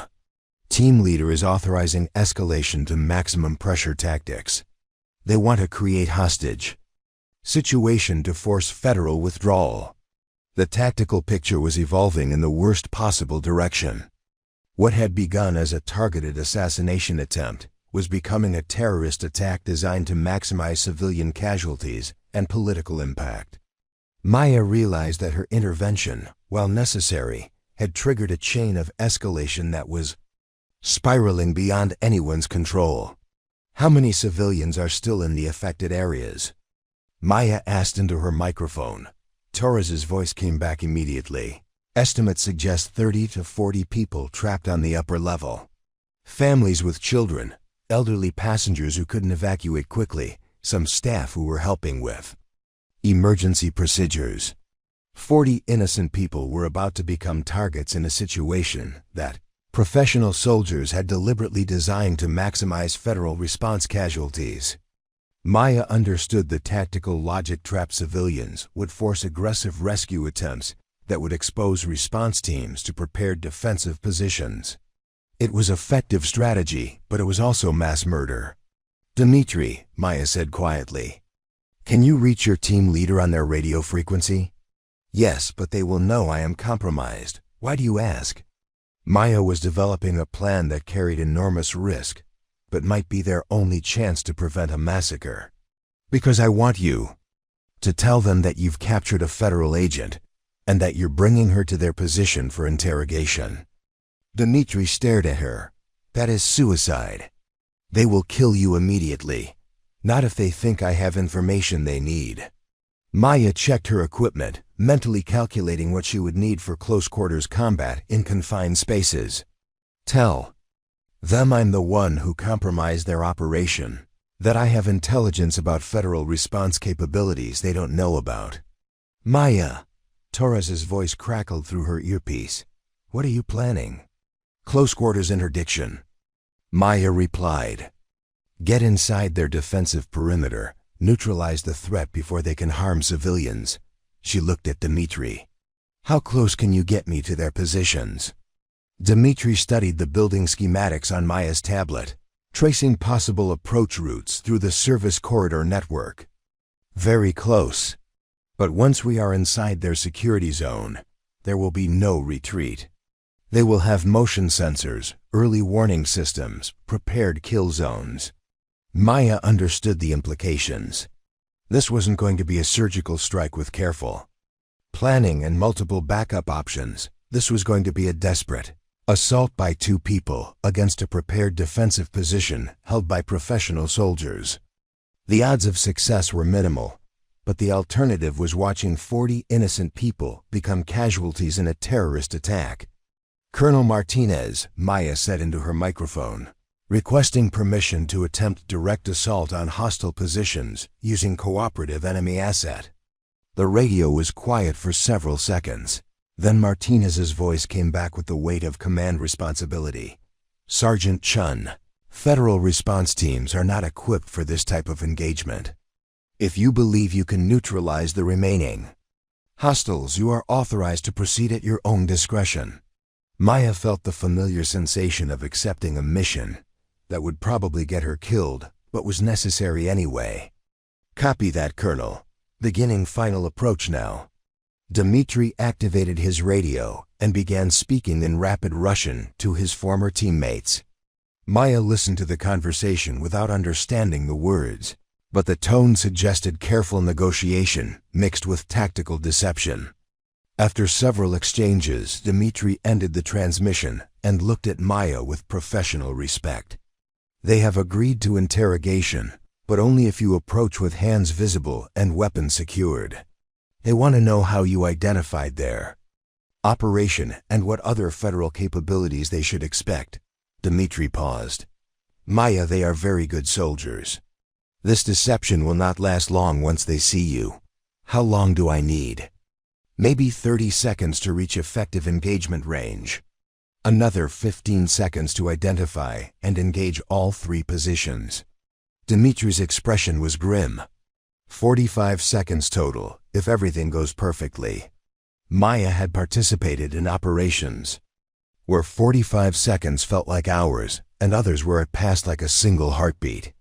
Success would depend on factors she couldn't control: the positioning of hostile forces, the reaction time of professional soldiers under stress, the mechanical reliability of weapons and equipment. But mostly it would depend on skills she had, learned in places where failure meant death, skills she hoped were still sharp enough to matter. "Let's go," Maya said. They moved through the service corridors with the careful coordination of a two-person assault team. Dmitri led, using his knowledge of the building layout and his team's positioning to navigate the most direct route to the defensive perimeter. Maya followed, her awareness heightened to the level that made every sound and shadow potentially significant. The corridor ended at a maintenance door that opened into a storage area behind the departure gates. Through the door's small window, Maya could see part of the upper-level passenger area where families were huddled behind improvised cover, waiting for rescue that might not come. Some of them were crying, others were trying to comfort children who didn't understand why their vacation or business trip had turned into a nightmare.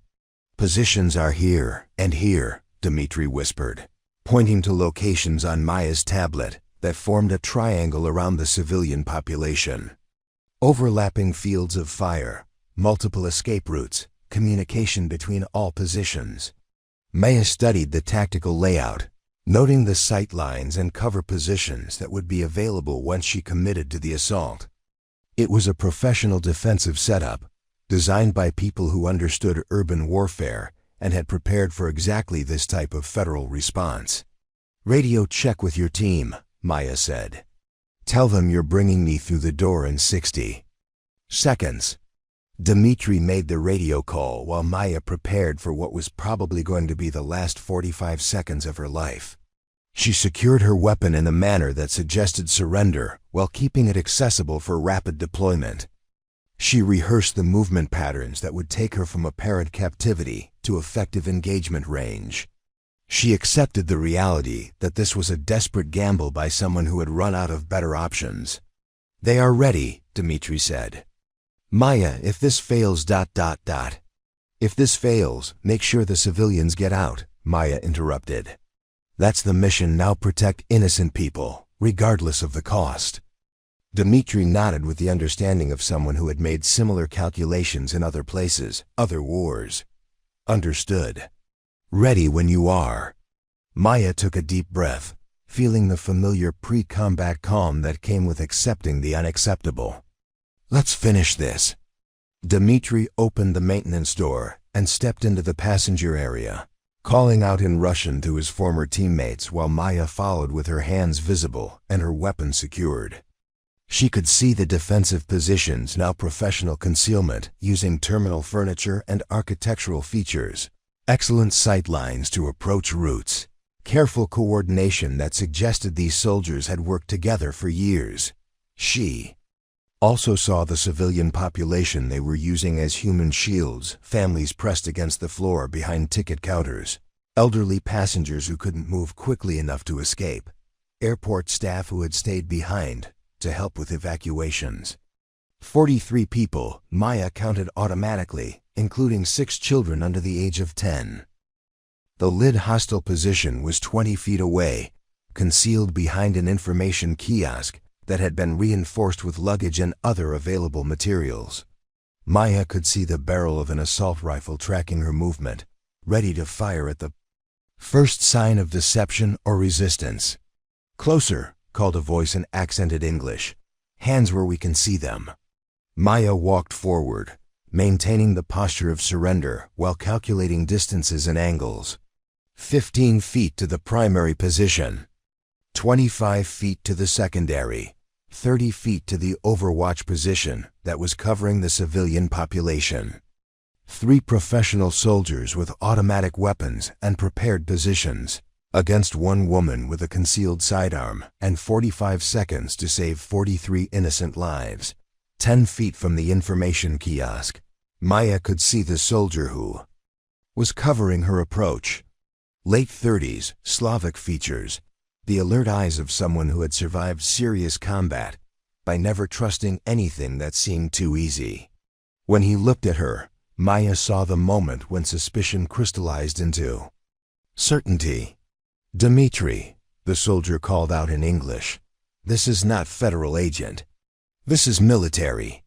Maya's hand was already moving toward her weapon when the shooting started. The next 45 seconds unfolded with the strange time distortion that combat veterans knew intimately. Maya drew her pistol and fired 3 shots at the information kiosk position while diving behind a support column that offered minimal cover but blocked the sight line from the overwatch position.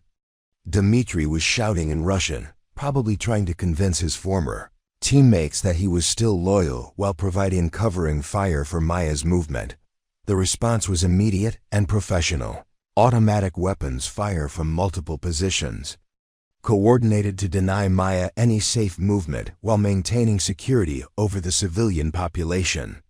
Bullets sparked off metal surfaces and punched through the thin partition walls that separated departure gates, filling the air with dust and debris from impacts. Maya realized that direct assault was impossible against this level of defensive preparation. But she also noticed something that the hostile positions hadn't considered. The terminal's fire suppression system, activated by the gunfire, was filling the upper level with dense fog that would degrade their visual acquisition. Capabilities. Torres, Maya called into her microphone between bursts of incoming fire. Can you activate additional fire suppression systems? I need more visual concealment. Copy that. Activating emergency systems now. The fog thickened dramatically, reducing visibility to less than 10 feet. Maya heard the Russian soldiers adjusting their tactics, calling out position reports and trying to maintain coordination despite the sudden change in environmental conditions.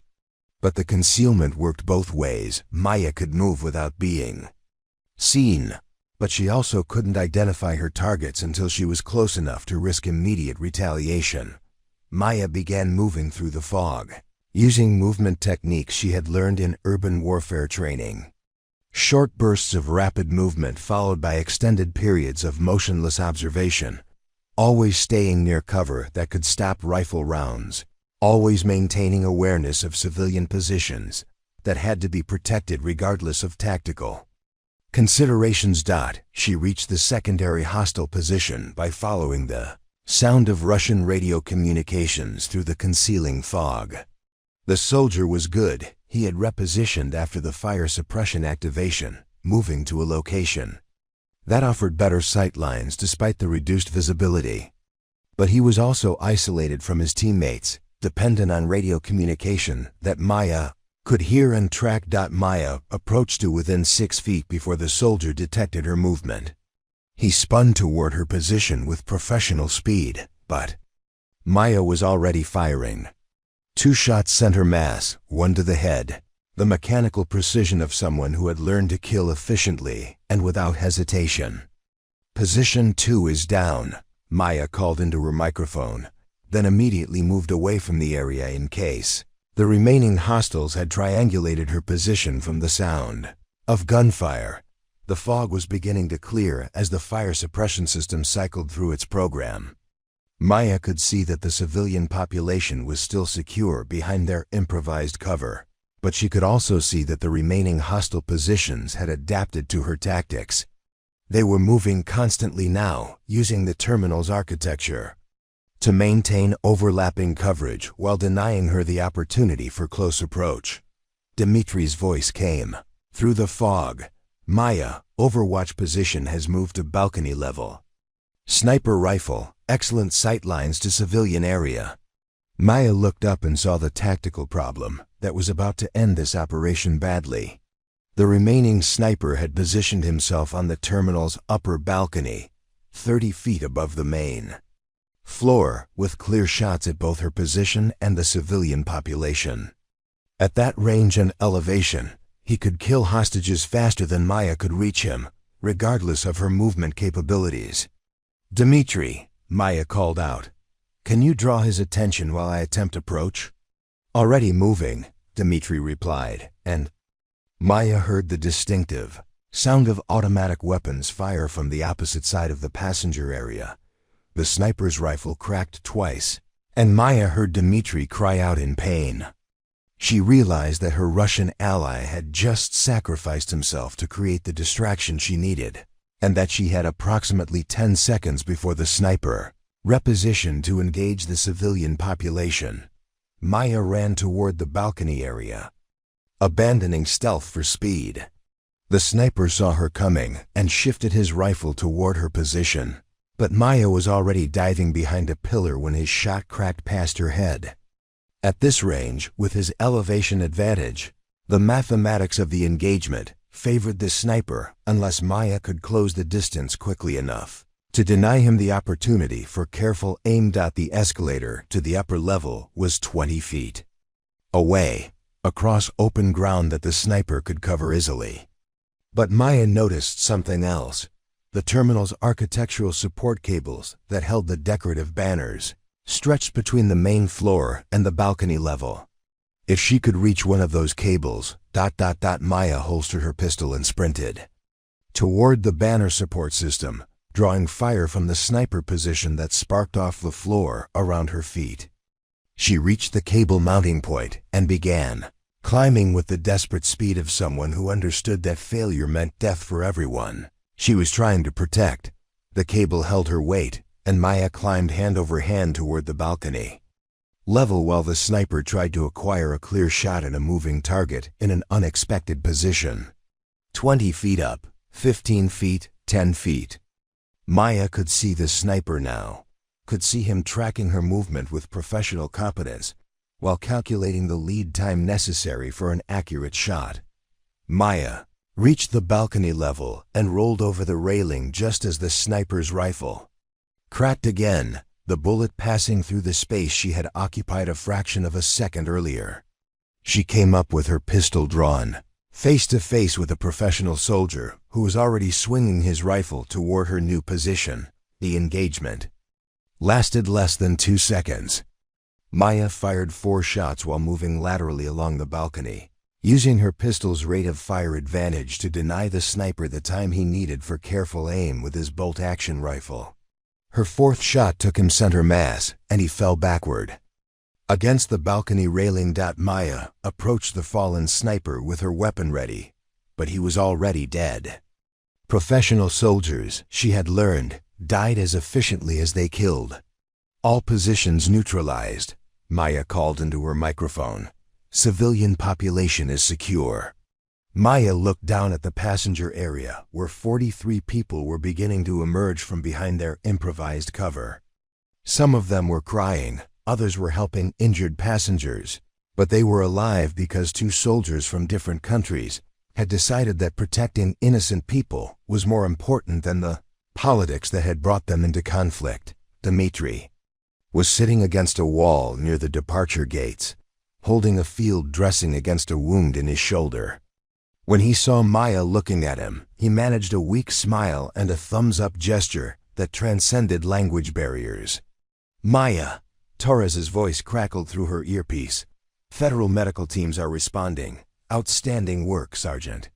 Maya holstered her weapon and began making her way down to the main level, where paramedics were already treating the wounded and helping civilians reach safety. The operation was over, but she knew that the aftermath would be complicated in ways that tactical success couldn't address. For the first time in 3 years, Staff Sergeant Maya Chen had been exactly who she needed to be when people needed her to be it. The feeling was both satisfying and terrifying, because it reminded her of everything she had given up when she decided that civilian life was safer than the kind of work that actually mattered. Torres, Maya said into her microphone as she helped an elderly passenger to his feet. I think we need to talk about what happens next, but that conversation would have to wait. For now, there were people to help, wounds to treat, and the slow process of returning to a world where airport security meant checking bags instead of hunting professional killers through service corridors. Maya Chen was invisible again, just another emergency responder in a situation that would probably make the evening news. But she knew that something fundamental had changed, and that going back to checking laptops and confiscating nail clippers was going to feel like a different kind of death. The debriefing room in the federal building downtown felt like every other government office Maya had ever sat in. Fluorescent lighting that made everyone look sick, institutional furniture designed by people who had never actually used it, and the particular smell of fear and disinfectant that seemed to permeate buildings where important decisions were made by people who would never face the consequences personally. Maya sat across from a conference table that held more recording equipment than she had seen outside of a television studio. Colonel Martinez was there, along with Torres, Agent Kim, and 3 people in expensive suits who had introduced themselves with titles that suggested they reported to people Maya would never meet. The debriefing had been going on for 6 hours, covering every detail of the operation from her initial observation of Volkov to the final shots on the balcony level. Let's go through the decision to cooperate with the Russian operative one more time, said one of the suits, a woman in her 40s whose voice carried the particular authority of someone accustomed to finding problems with other people's solutions. You had no way to verify his claims about wanting to help. Maya had answered this question 4 times already, but she understood the process. These people needed to construct a narrative that would satisfy congressional oversight committees and international diplomacy concerns while protecting the operational capabilities that had made success possible. The truth was less important than the story that could be defended in public. Lieutenant Kozlov demonstrated good faith by providing intelligence about his team's positions and tactics, Maya said patiently. Without his assistance, civilian casualties would have been significantly higher. But you couldn't know that at the time, the suit pressed. For all you knew, he was leading you into an ambush. Maya looked at the woman directly. Ma'am, in combat situations, you make decisions based on incomplete information and hope you're protecting more people than you're putting at risk. Lieutenant Kozlov chose to help save American civilians instead of escaping with his team. That's the kind of decision I can respect, regardless of his nationality. Colonel Martinez intervened before the questioning could become more aggressive. The operation was successful with minimal civilian casualties and no loss of federal personnel. Sergeant Chen's tactical decisions were sound given the information available to her. Maya appreciated the support, but she knew the real issue wasn't her tactical performance. It was the political complications created by a former Russian Special Forces operator who was now in federal custody with information about intelligence operations that several governments preferred to keep secret. Dmitry Kozlov had become a problem that required careful management. What's going to happen to him? Maya asked. Torres answered carefully. Lieutenant Kozlov is being processed through channels appropriate to his status as a foreign national, who provided material assistance to federal law enforcement operations. Maya understood the euphemism. Dmitry would disappear into the intelligence community's version of witness protection, probably with a new identity and a job that made use of his specialized skills while keeping him under government supervision. It was better than prison or deportation back to Russia, but it wasn't exactly freedom either. Can I see him before he leaves? Maya asked. The suits exchanged glances that suggested this request created complications they hadn't anticipated. That's unusual, one of them said finally. So was yesterday, Maya replied. 5 minutes. I want to thank him for saving my life and the lives of 43 civilians. Colonel Martinez nodded. I think we can arrange that. 20 minutes. Later, Maya was escorted to a holding area that looked more like a hotel room than a prison cell.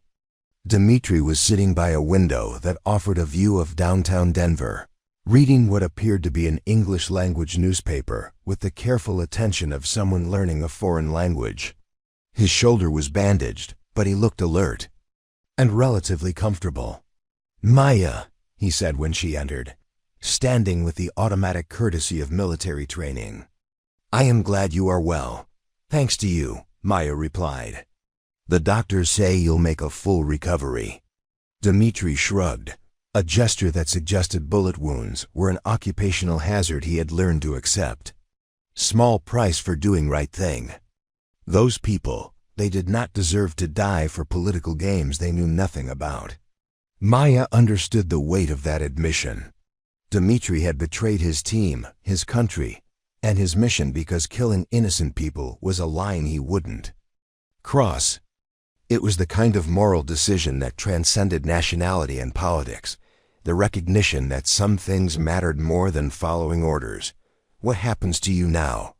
Maya asked. New name, new life, probably somewhere in American Midwest, where Russian accent will be curiosity instead of security concern. Dmitry smiled with what appeared to be genuine amusement. Government officials say I will enjoy farming. I have told them I know nothing about farming, but they seem confident. I will learn. Maya laughed despite herself. You might be surprised. It's peaceful work, growing things instead of destroying them. Perhaps, but Maya, I must ask you something. Dmitry's expression became more serious. Yesterday, you were airport security. Guard, invisible person doing invisible job. Today, you are a hero who saved many lives. Tomorrow, what will you be? The question went to the heart of everything Maya had been struggling with since the operation ended. She couldn't go back to checking bags and confiscating nail clippers, not after remembering what it felt like to be useful in ways that actually mattered. But she also couldn't spend her life hunting terrorists through airport terminals, waiting for the next crisis that required someone with her particular set of skills. I don't know, Maya admitted. Maybe something in between. Dmitri nodded with understanding. In my country, we have saying, the wolf cannot pretend to be sheep once it has tasted blood. But maybe in America, wolves can learn to be shepherds. Instead, Maya left the federal building with Dmitri's words echoing in her mind and an envelope from Colonel Martinez that contained an offer she hadn't expected. The FBI's Joint Terrorism Task Force was looking for experienced personnel who could work in civilian environments while maintaining the kind of skills that yesterday's operation had required. It wasn't traditional military service, but it was work that mattered in ways that Maya understood. The drive back to the airport gave her time to think about the choice she was facing. 3 years ago, she had been forced to leave the military because her injuries made her unfit for combat duty. But yesterday had proven that unfit for combat didn't mean unfit for service. It just meant finding different ways to use the same skills for the same fundamental purpose. Maya's apartment that evening felt different than it had the morning before. The same furniture, the same view of suburban Denver, the same photographs from her military service displayed on shelves that no one ever looked at. But Maya herself was different, and that changed everything about the space around her. She called her sister Linda in Sacramento, partly to check in and partly to hear a voice that represented the normal world she had been trying so hard to inhabit. Maya, I saw the news about something happening at the airport yesterday. Were you there when it happened? Maya looked at the television, which was showing footage of the terminal evacuation and federal response. The news reports described the SEAL terrorist incident that had been successfully resolved by federal law enforcement, with no mention of Russian operatives or airport security guards who had saved the day. Yeah, I was there, Maya said. It was intense. Are you okay? You sound different. Maya smiled at her sister's perceptiveness. Linda had always been able to read her mood from tiny changes in voice or posture, a skill that had served her well during Maya's difficult transition to civilian life. I'm fine, Linda. Actually, I'm better than I've been in a long time. That's good. Emma keeps asking when Aunt Maya is coming to visit. She's been practicing stories about helicopters and wants to show you her new Army Guy collection. Maya thought about her 4-year-old niece, who saw military service as an exciting adventure story rather than a series of difficult choices in impossible situations. Tell Emma I'll be there for Mom's birthday party. And Linda? I might have some new stories to tell her.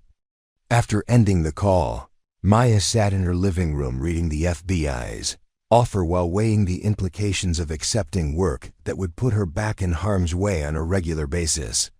The salary was better than TSA wages, the mission was important, and the work would use skills that she had spent 2 decades developing. But it would also mean giving up the anonymity and safety that civilian life provided. Maya's phone buzzed with a text message from Torres. Saw the news coverage. No mention of your role, as expected.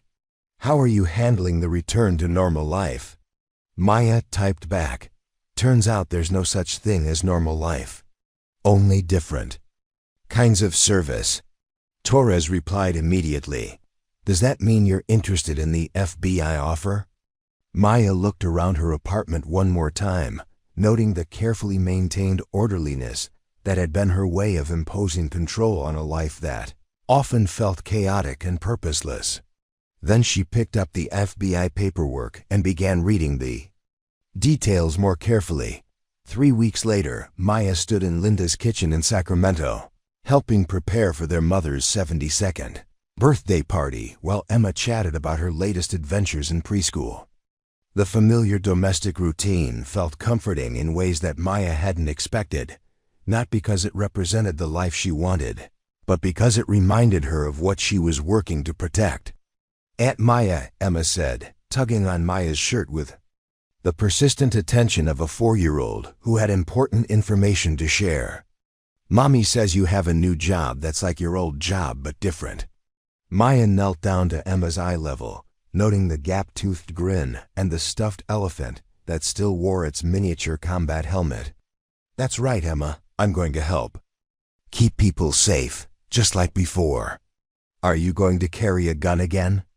Maya glanced at Linda, who was trying to look disapproving while clearly being interested in the answer herself. "Sometimes, Emma, but only when it's necessary to protect people who can't protect themselves." Emma considered this with the serious attention that children brought to questions about adult responsibilities. Like if bad guys try to hurt families at the airport? Maya felt a chill run down her spine at her niece's unconscious accuracy. "Something like that, yes." "Good," Emma said with the absolute certainty of someone who had never doubted that her Aunt Maya could handle any problem that arose. "Bad guys should be scared of you." That evening, after the birthday party had ended and the family had gathered around the kitchen table for coffee and the kind of conversation that happened when people felt safe enough to be honest with each other, Maya's mother asked the question that everyone had been avoiding. "Maya, are you sure this new job is what you want? You seem to be adjusting well to civilian life." Maya looked around the table at faces that represented everything she cared about protecting her sister's family, her mother's quiet retirement, the ordinary happiness that most people took for granted. "Mom, I wasn't adjusting to civilian life. I was hiding from it." "There's nothing wrong with hiding sometimes," her mother said gently. "You served your country for 20 years. You earned the right to a quiet life."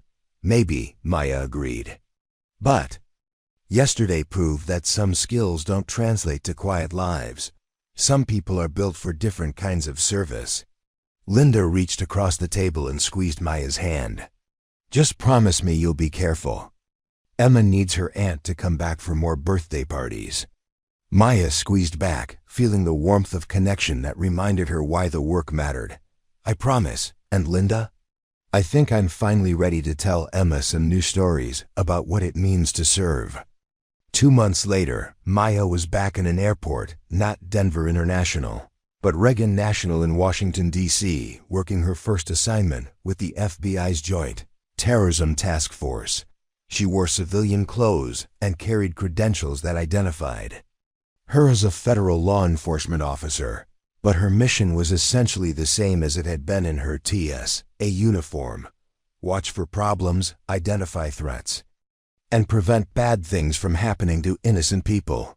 The difference was that now she was hunting professional adversaries instead of confiscating nail clippers, and the stakes were measured in lives rather than bureaucratic compliance scores.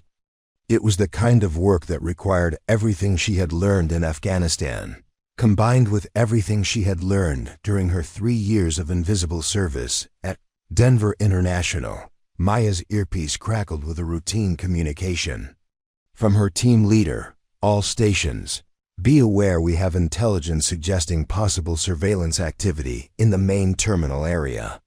Maintain normal routines but report any unusual observations."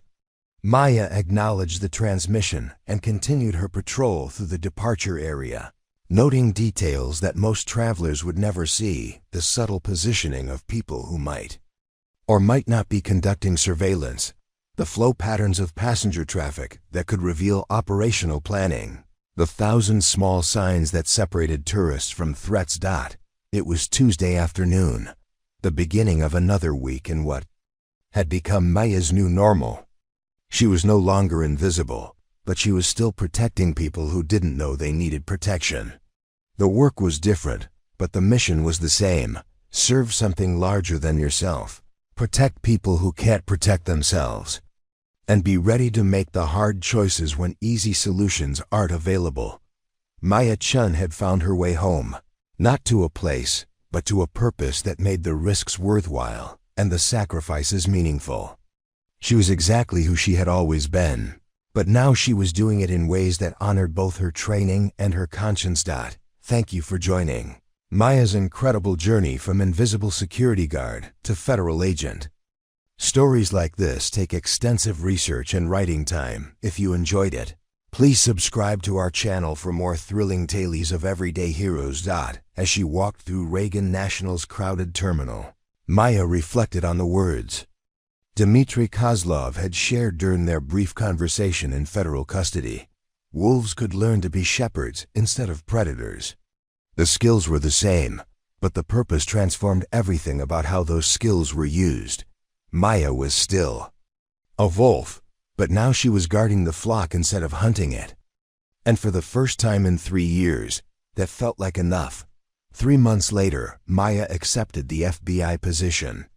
As she walked through Denver International one last time as a TSA agent, she paused at the spot where everything had changed. The terminal bustled with normal activity, families, business travelers, all moving safely through their day. Maya smiled, knowing that her real work was just beginning. She was no longer invisible, but she was exactly where she belonged. 6 months later, Agent Maya Chen stood in the observation deck of San Francisco International Airport, watching the morning fog roll across the runways like a gray blanket that softened the edges of everything it touched. Her FBI credentials hung from a lanyard that had become as familiar as the TS, a badge she had worn for 3 years, and the weight of her service weapon felt comfortable against her hip in ways that suggested muscle memory never truly faded. The Joint Terrorism Task Force had sent her to SFO to investigate reports of suspicious surveillance activity that might indicate another coordinated attack similar to the one she had disrupted in Denver. So far, the investigation had revealed nothing more threatening than an amateur photographer who was fascinated by aircraft and had been taking pictures from public areas without realizing that his telephoto lens made him look like a potential threat to airport security personnel. But Maya wasn't complaining about false alarms. False alarms meant that normal life could continue, that families could travel to visit relatives, and business travelers could pursue their ordinary concerns without fear of finding themselves in the middle of an assassination attempt or terrorist operation.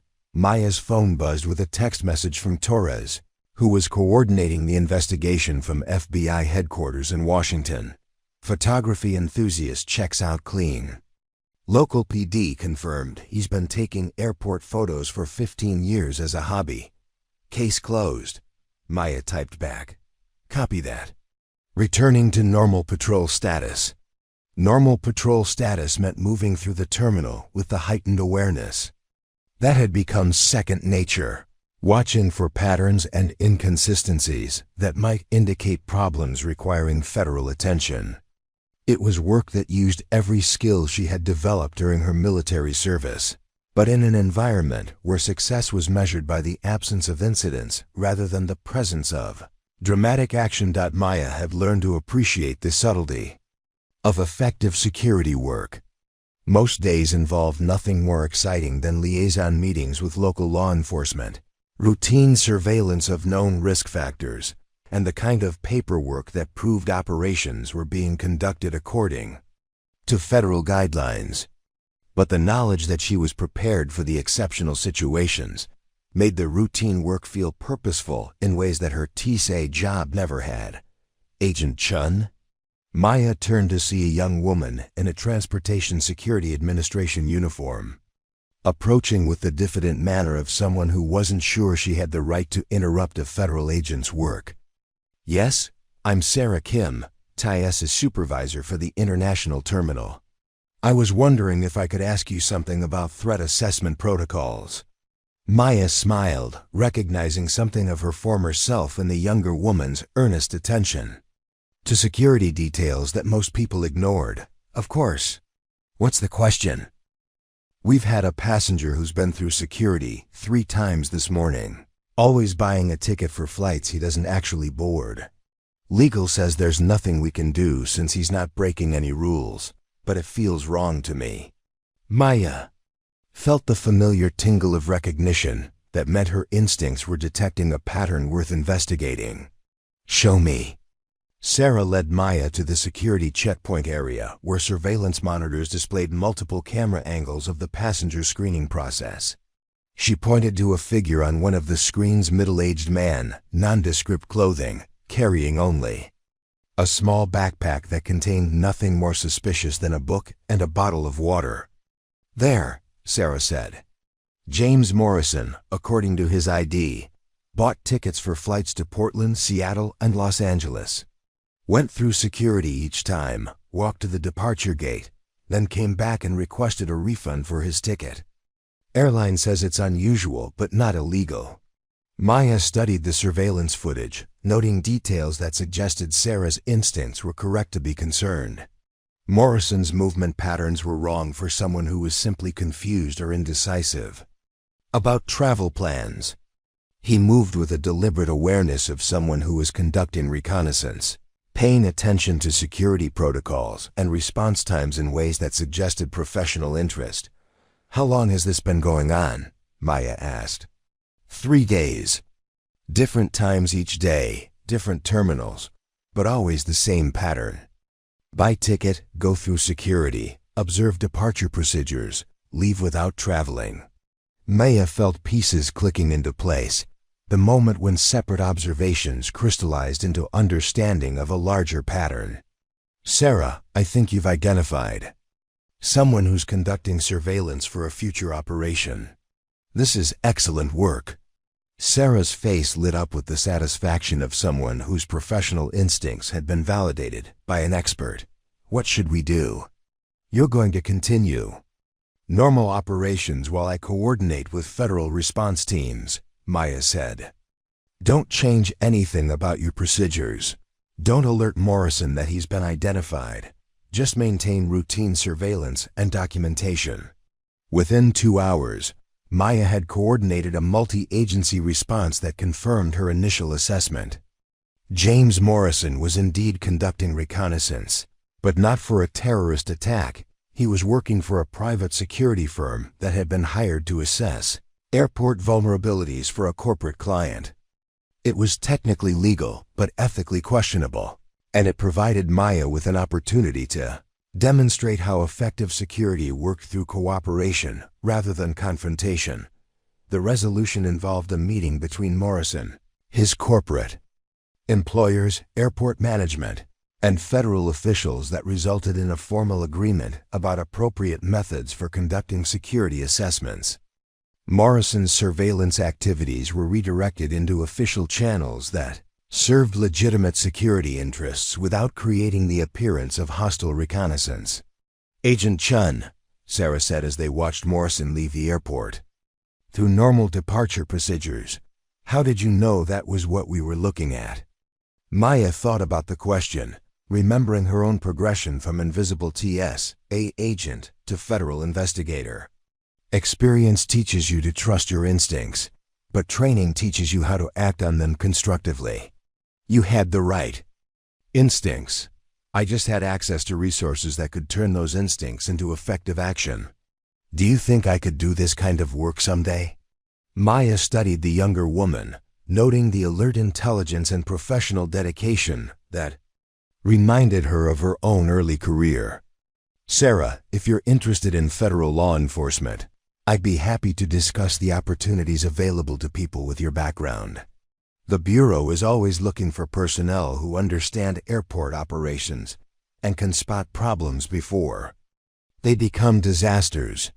1 year later, Maya stood in the training facility at FBI Academy in Quantico, Virginia, watching a new class of recruits work through scenarios designed to test their ability to identify and respond to potential terrorist threats in civilian environments. One of the recruits was Sarah Kim, who had left her TSA position to pursue federal law enforcement training after their collaboration at San Francisco International. Agent Chen called the training supervisor. Can you provide feedback on the airport scenario exercise? Maya walked to the front of the classroom. looking at 24 recruits who represented the next generation of federal agents, tasked with protecting civilian populations from threats that most people preferred not to think about. The most important thing to remember, she began, is that effective security is almost always invisible. When we do our jobs correctly, nothing happens. The flights depart on time, families reach their destinations safely, and the only people who know there was ever a threat are the ones who stopped it. A recruit raised her hand. Agent Chen, how do you maintain situational awareness without becoming paranoid? How do you know when suspicious behavior is actually threatening? Maya smiled, remembering asking similar questions during her own transition from military to law enforcement work. Experience teaches you to recognize the difference between unusual and dangerous. A tourist taking pictures looks different from someone conducting surveillance. A nervous passenger looks different from someone preparing for violent action. But the most important skill is learning to trust your instincts while maintaining the discipline to verify them through proper channels. Another recruit asked, what about situations where you have to make split-second decisions that could affect civilian lives? Maya thought about the balcony engagement in Denver, the moment when protecting innocent people had required accepting personal risk that could have left those same people defenseless if she had miscalculated. In those situations, you fall back on training and principles. Protect innocent life, minimize collateral damage, use the minimum force necessary to resolve the threat. But remember that sometimes doing nothing is more dangerous than taking action. After the training session, Maya walked across the academy grounds with Sarah, who was excelling in her federal training and showed every indication of becoming an excellent agent. How are you adjusting to the transition? Maya asked. It's challenging, but it feels right, Sarah replied. I keep thinking about that day at SFO when I almost talked myself out of reporting Morrison because I wasn't sure if his behavior was really suspicious. Now I understand that trusting professional instincts is part of the job, not a weakness. Maya nodded. That's one of the hardest lessons for people transitioning from civilian roles. In airport security, you're trained to follow procedures and avoid making waves. In federal law enforcement, you're expected to make judgment calls that can have national security implications. They paused near the memorial wall that honored FBI agents who had died in the line of duty, and Maya thought about the progression that had brought her from Staff Sergeant Chen to Agent Chen.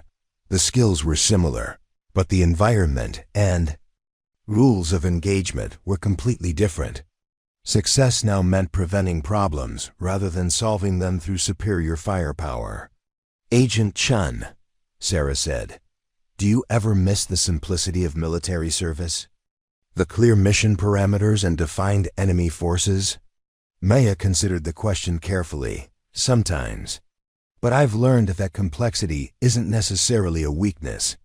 Civilian law enforcement requires more nuanced thinking than military operations.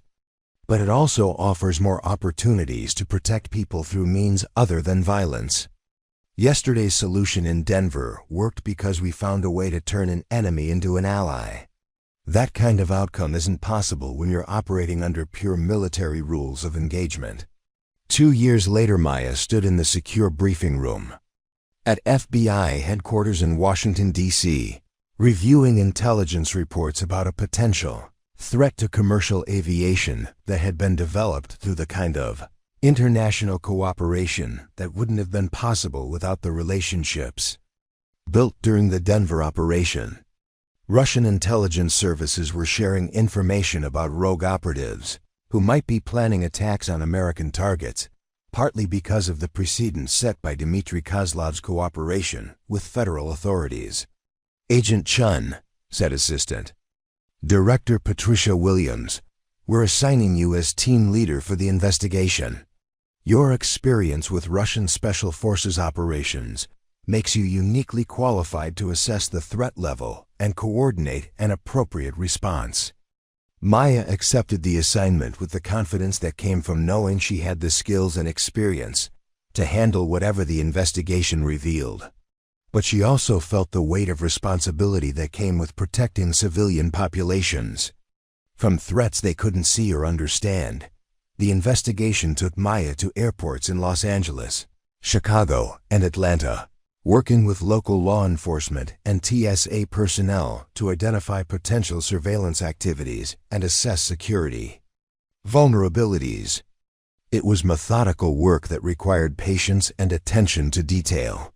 But Maya had learned to appreciate the intellectual challenges of investigation as much as the physical demands of tactical operations.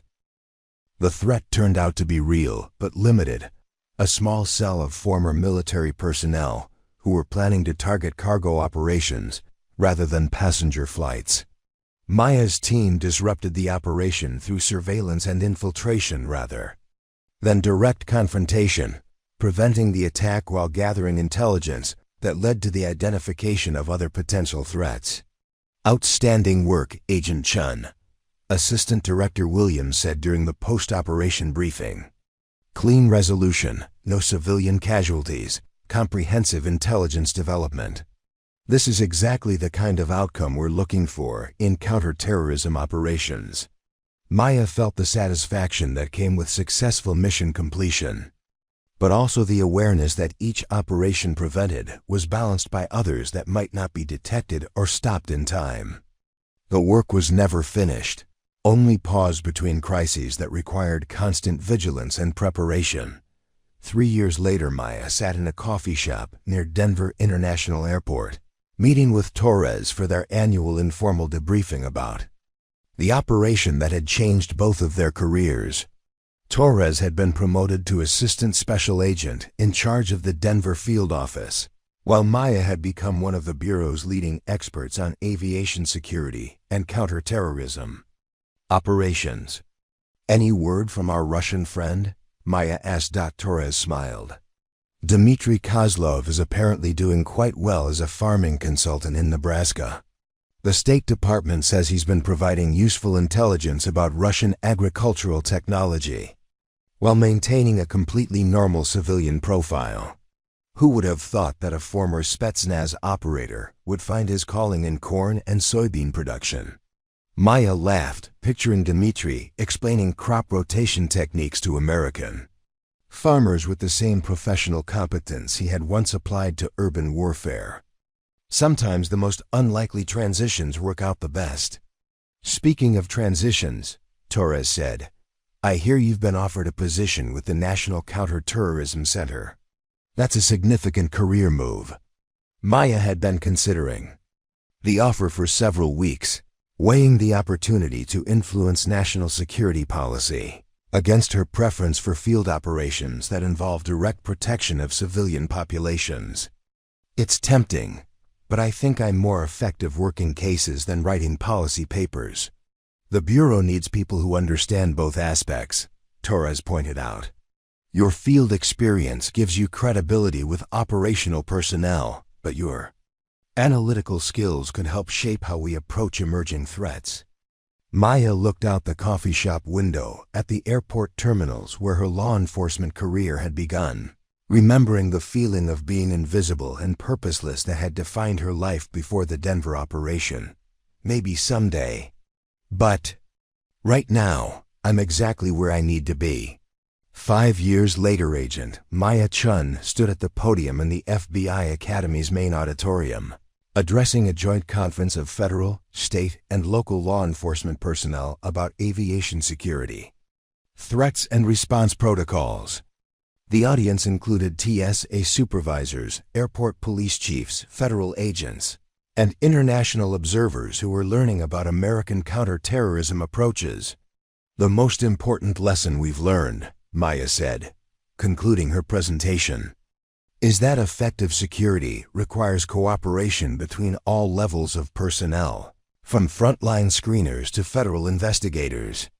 The person checking bags at a security checkpoint might be the first to identify a threat that prevents a national tragedy. The maintenance worker who notices unusual activity in a service area might provide the intelligence that stops an assassination attempt. During the question and answer session, a TS supervisor from Miami asked about the psychological challenges of transitioning from routine security work to high-stakes counter-terrorism operations. "The skills are more transferable than most people realize," Maya replied. "The attention to detail, the ability to spot patterns that don't belong, the discipline to follow procedures under pressure, these are the same whether you're checking carry-on bags or hunting professional killers. The difference is in the consequences of the decisions you make, not in the fundamental skills required to make them effectively." A federal agent from Los Angeles asked about the international cooperation aspects of modern counterterrorism work. "One of the unexpected outcomes of the Denver operation," Maya said, "was the development of informal communication channels with Russian intelligence services that have proven valuable in identifying threats from rogue operatives. Sometimes former enemies become allies when they realize they have common interests in preventing terrorist attacks on civilian populations." After the conference, Maya walked across the academy grounds to the memorial wall where she had stood with Sarah Kim 3 years earlier. Sarah was now a successful federal agent working aviation security cases on the West Coast, and Maya took pride in knowing that her mentorship had helped develop another generation of law enforcement professionals. Maya's phone buzzed with a text message from Emma, her niece, who was now 9 years old and had developed a sophisticated understanding of her aunt's work. "At Maya, I wrote a report about heroes for school. Can you read it before I turn it in?" Maya typed back, "Of course. What's your definition of a hero?" Emma's response came immediately. "Someone who protects people who can't protect themselves, even when it's dangerous and nobody notices." Maya smiled, recognizing her own words from conversations during family visits. Emma's understanding of heroism wasn't based on dramatic action movie scenarios. It was grounded in the reality that most important work happened quietly, performed by people who chose service over safety and responsibility over recognition. 7 Years later, Maya stood in the observation deck of Denver International Airport, watching aircraft move across the runways where a Russian assassination team had once planned to kill the Vice President of the United States. The terminal bustled with normal Tuesday afternoon activity, families traveling to visit relatives, business people pursuing their ordinary concerns, thousands of daily interactions that represented the peaceful civilian life that Maya had dedicated her career to protecting. Her reflection was interrupted by the arrival of Colonel Martinez, now retired from active duty and working as a consultant on federal security policy. "Agent Chen, good to see you again." "Colonel, what brings you to Denver?" "Actually, you do. I'm here to offer you a position as Director of Aviation Security for the Department of Homeland Security. It's a significant promotion and would put you in charge of coordinating security policy for all commercial airports in the United States." Maya looked out at the airport terminal, thinking about the progression that had brought her from invisible TS, agent to federal law enforcement professional to someone being offered responsibility for national aviation security policy. "That's quite an offer, Colonel." "It's recognition of what you've accomplished," Martinez replied. "The Denver operation changed how we think about airport security, international cooperation, and the integration of military experience into civilian law enforcement. Your work has influenced policy decisions that affect millions of travelers every year." Maya thought about the question Torres had asked her years earlier about whether she wanted to influence policy or continue working operational cases. At the time, field work had seemed more important than administrative responsibilities. But 7 years of experience had taught her that both aspects were necessary, and that senior positions carried the opportunity to shape how future operations would be conducted. "Colonel, if I accept this position, I want assurance that policy decisions will be based on operational experience rather than political considerations." "That's exactly why we want you for the job," Martinez said. "Someone who understands what actually works in the field, not just what looks good in congressional briefings." Maya looked one more time at the terminal where her career in federal law enforcement had begun, remembering the moment when Agent Torres had asked her to help hunt professional killers through service corridors and passenger areas. The decision to trust him had transformed everything about her life, but it had also honored everything she had learned during 20 years of military service. "I'll take the position," Maya said. "When do I start?"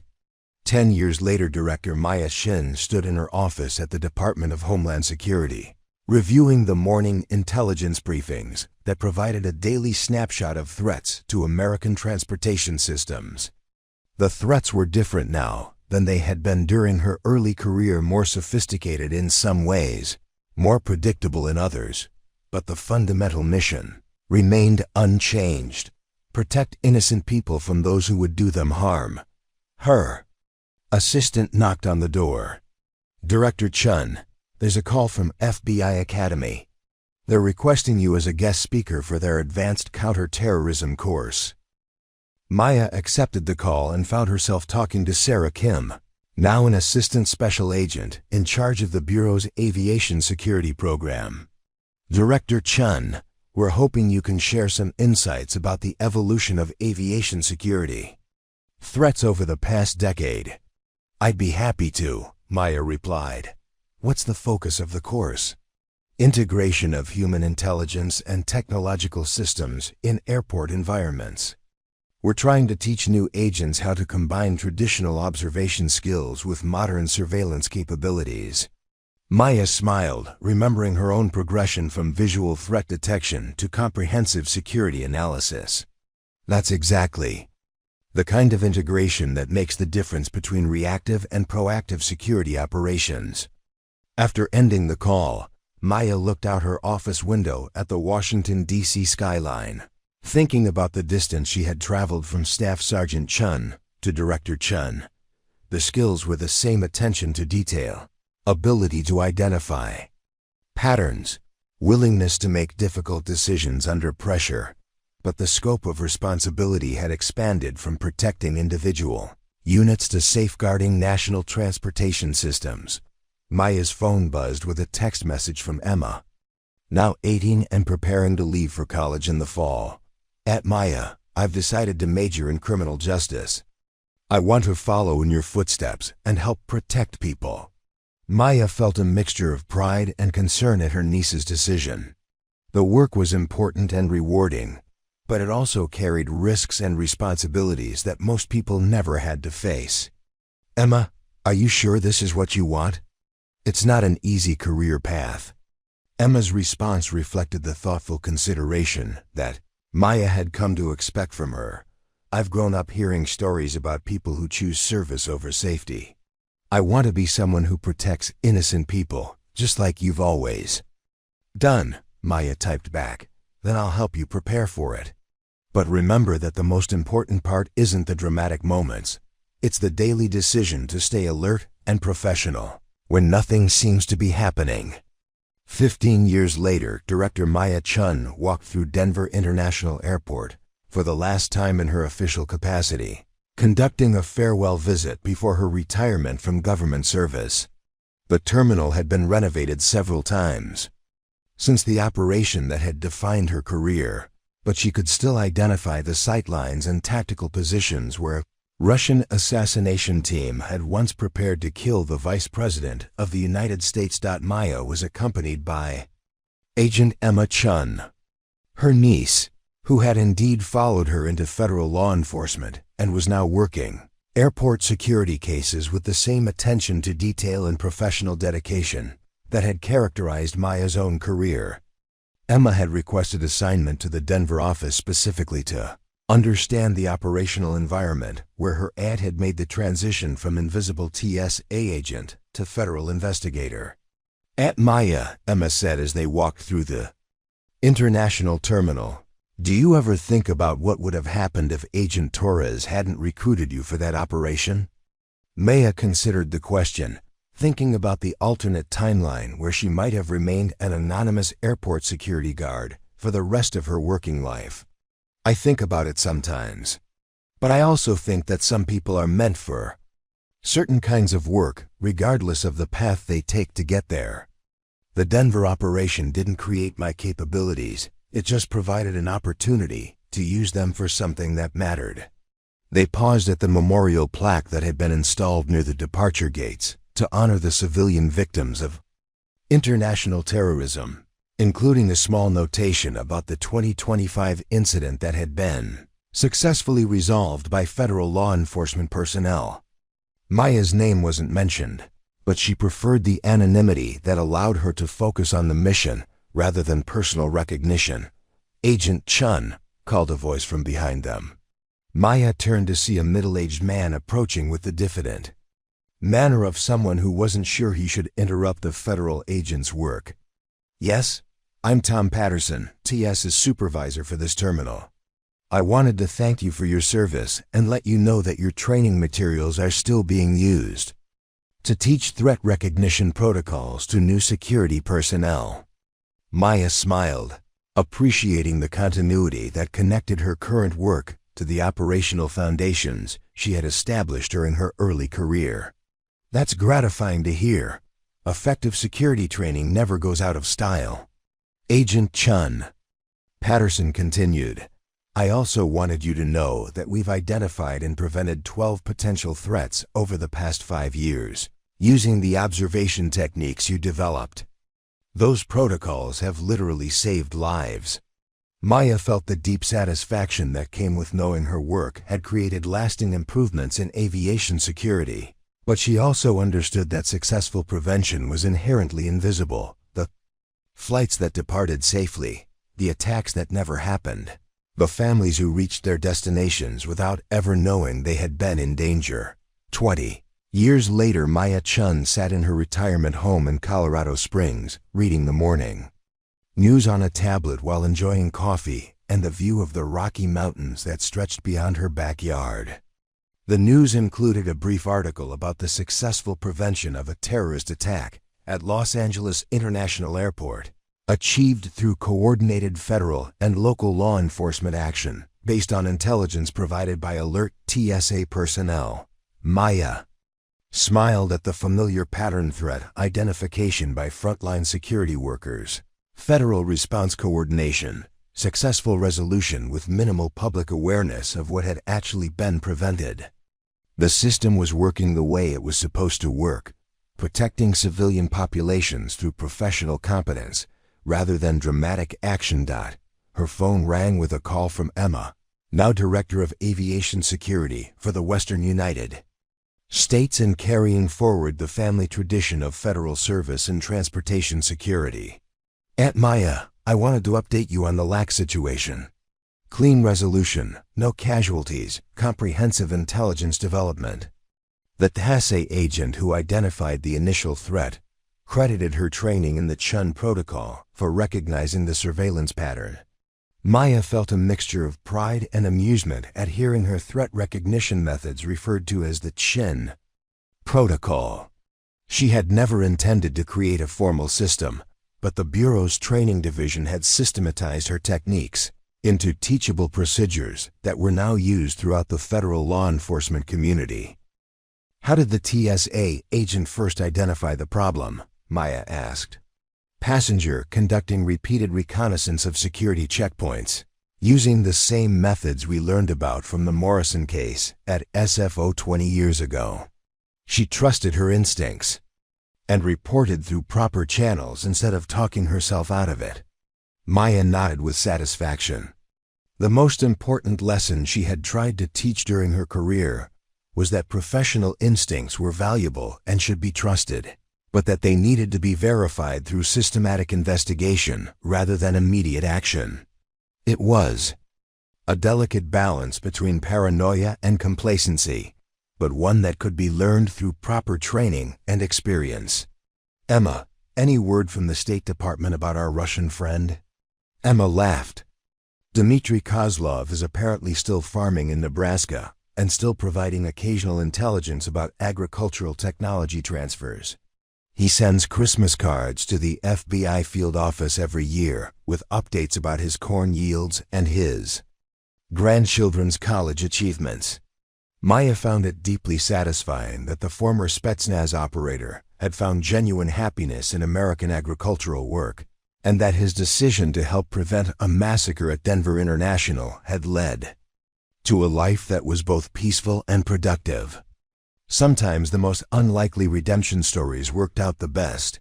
That evening, Maya sat on her back porch watching the sunset paint the mountains in shades of gold and purple, reflecting on the progression that had taken her from Staff Sergeant Chen to Agent Chen to Director Chen to simply Maya Chen, retired federal employee who had spent her career protecting people who never knew they needed protection.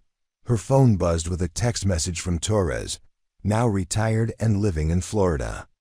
Maya saw the news about LAX. Your training protocols are still saving lives 20 years later. Not bad for a former TSA agent who thought she was invisible. Maya typed back, the best security work is always invisible. When we do our jobs correctly, nothing happens. Torres replied, here's to nothing happening, and to the people who make sure it doesn't. Maya looked up at the stars beginning to appear in the darkening sky, thinking about all the flights crossing the country at that moment, all the families traveling safely to their destinations, all the ordinary interactions that represented the peaceful civilian life she had dedicated her career to protecting. Somewhere in the distance, she could hear the sound of aircraft taking off from Colorado Springs Municipal Airport, carrying passengers who took for granted that their journey would be safe and routine. Maya had learned to find deep satisfaction in that assumption of safety, in the knowledge that her work and the work of thousands of other professionals had created a transportation system where terrorism was the exception rather than the rule.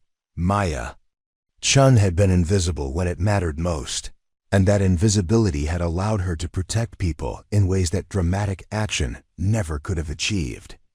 She had served something larger than herself, protected people who couldn't protect themselves, and made the hard choices when easy solutions weren't available. It was, Maya reflected, a good way to have spent a career. And more importantly, it was work that would continue long after she was gone, carried forward by people like Emma and Sarah and thousands of other professionals who understood that the most important victories were the ones that nobody ever heard about. The aircraft sound faded into the distance, carrying its passengers toward destinations where other professionals would be watching and protecting and serving in ways that remained invisible to those who benefited from their vigilance. Maya finished her coffee and went inside, secure in the knowledge that the system she had helped build was still working, still protecting innocent people, still ensuring that the flights departed on time and families reached their destinations safely. Subscribe to our channel, where silence is never forgotten.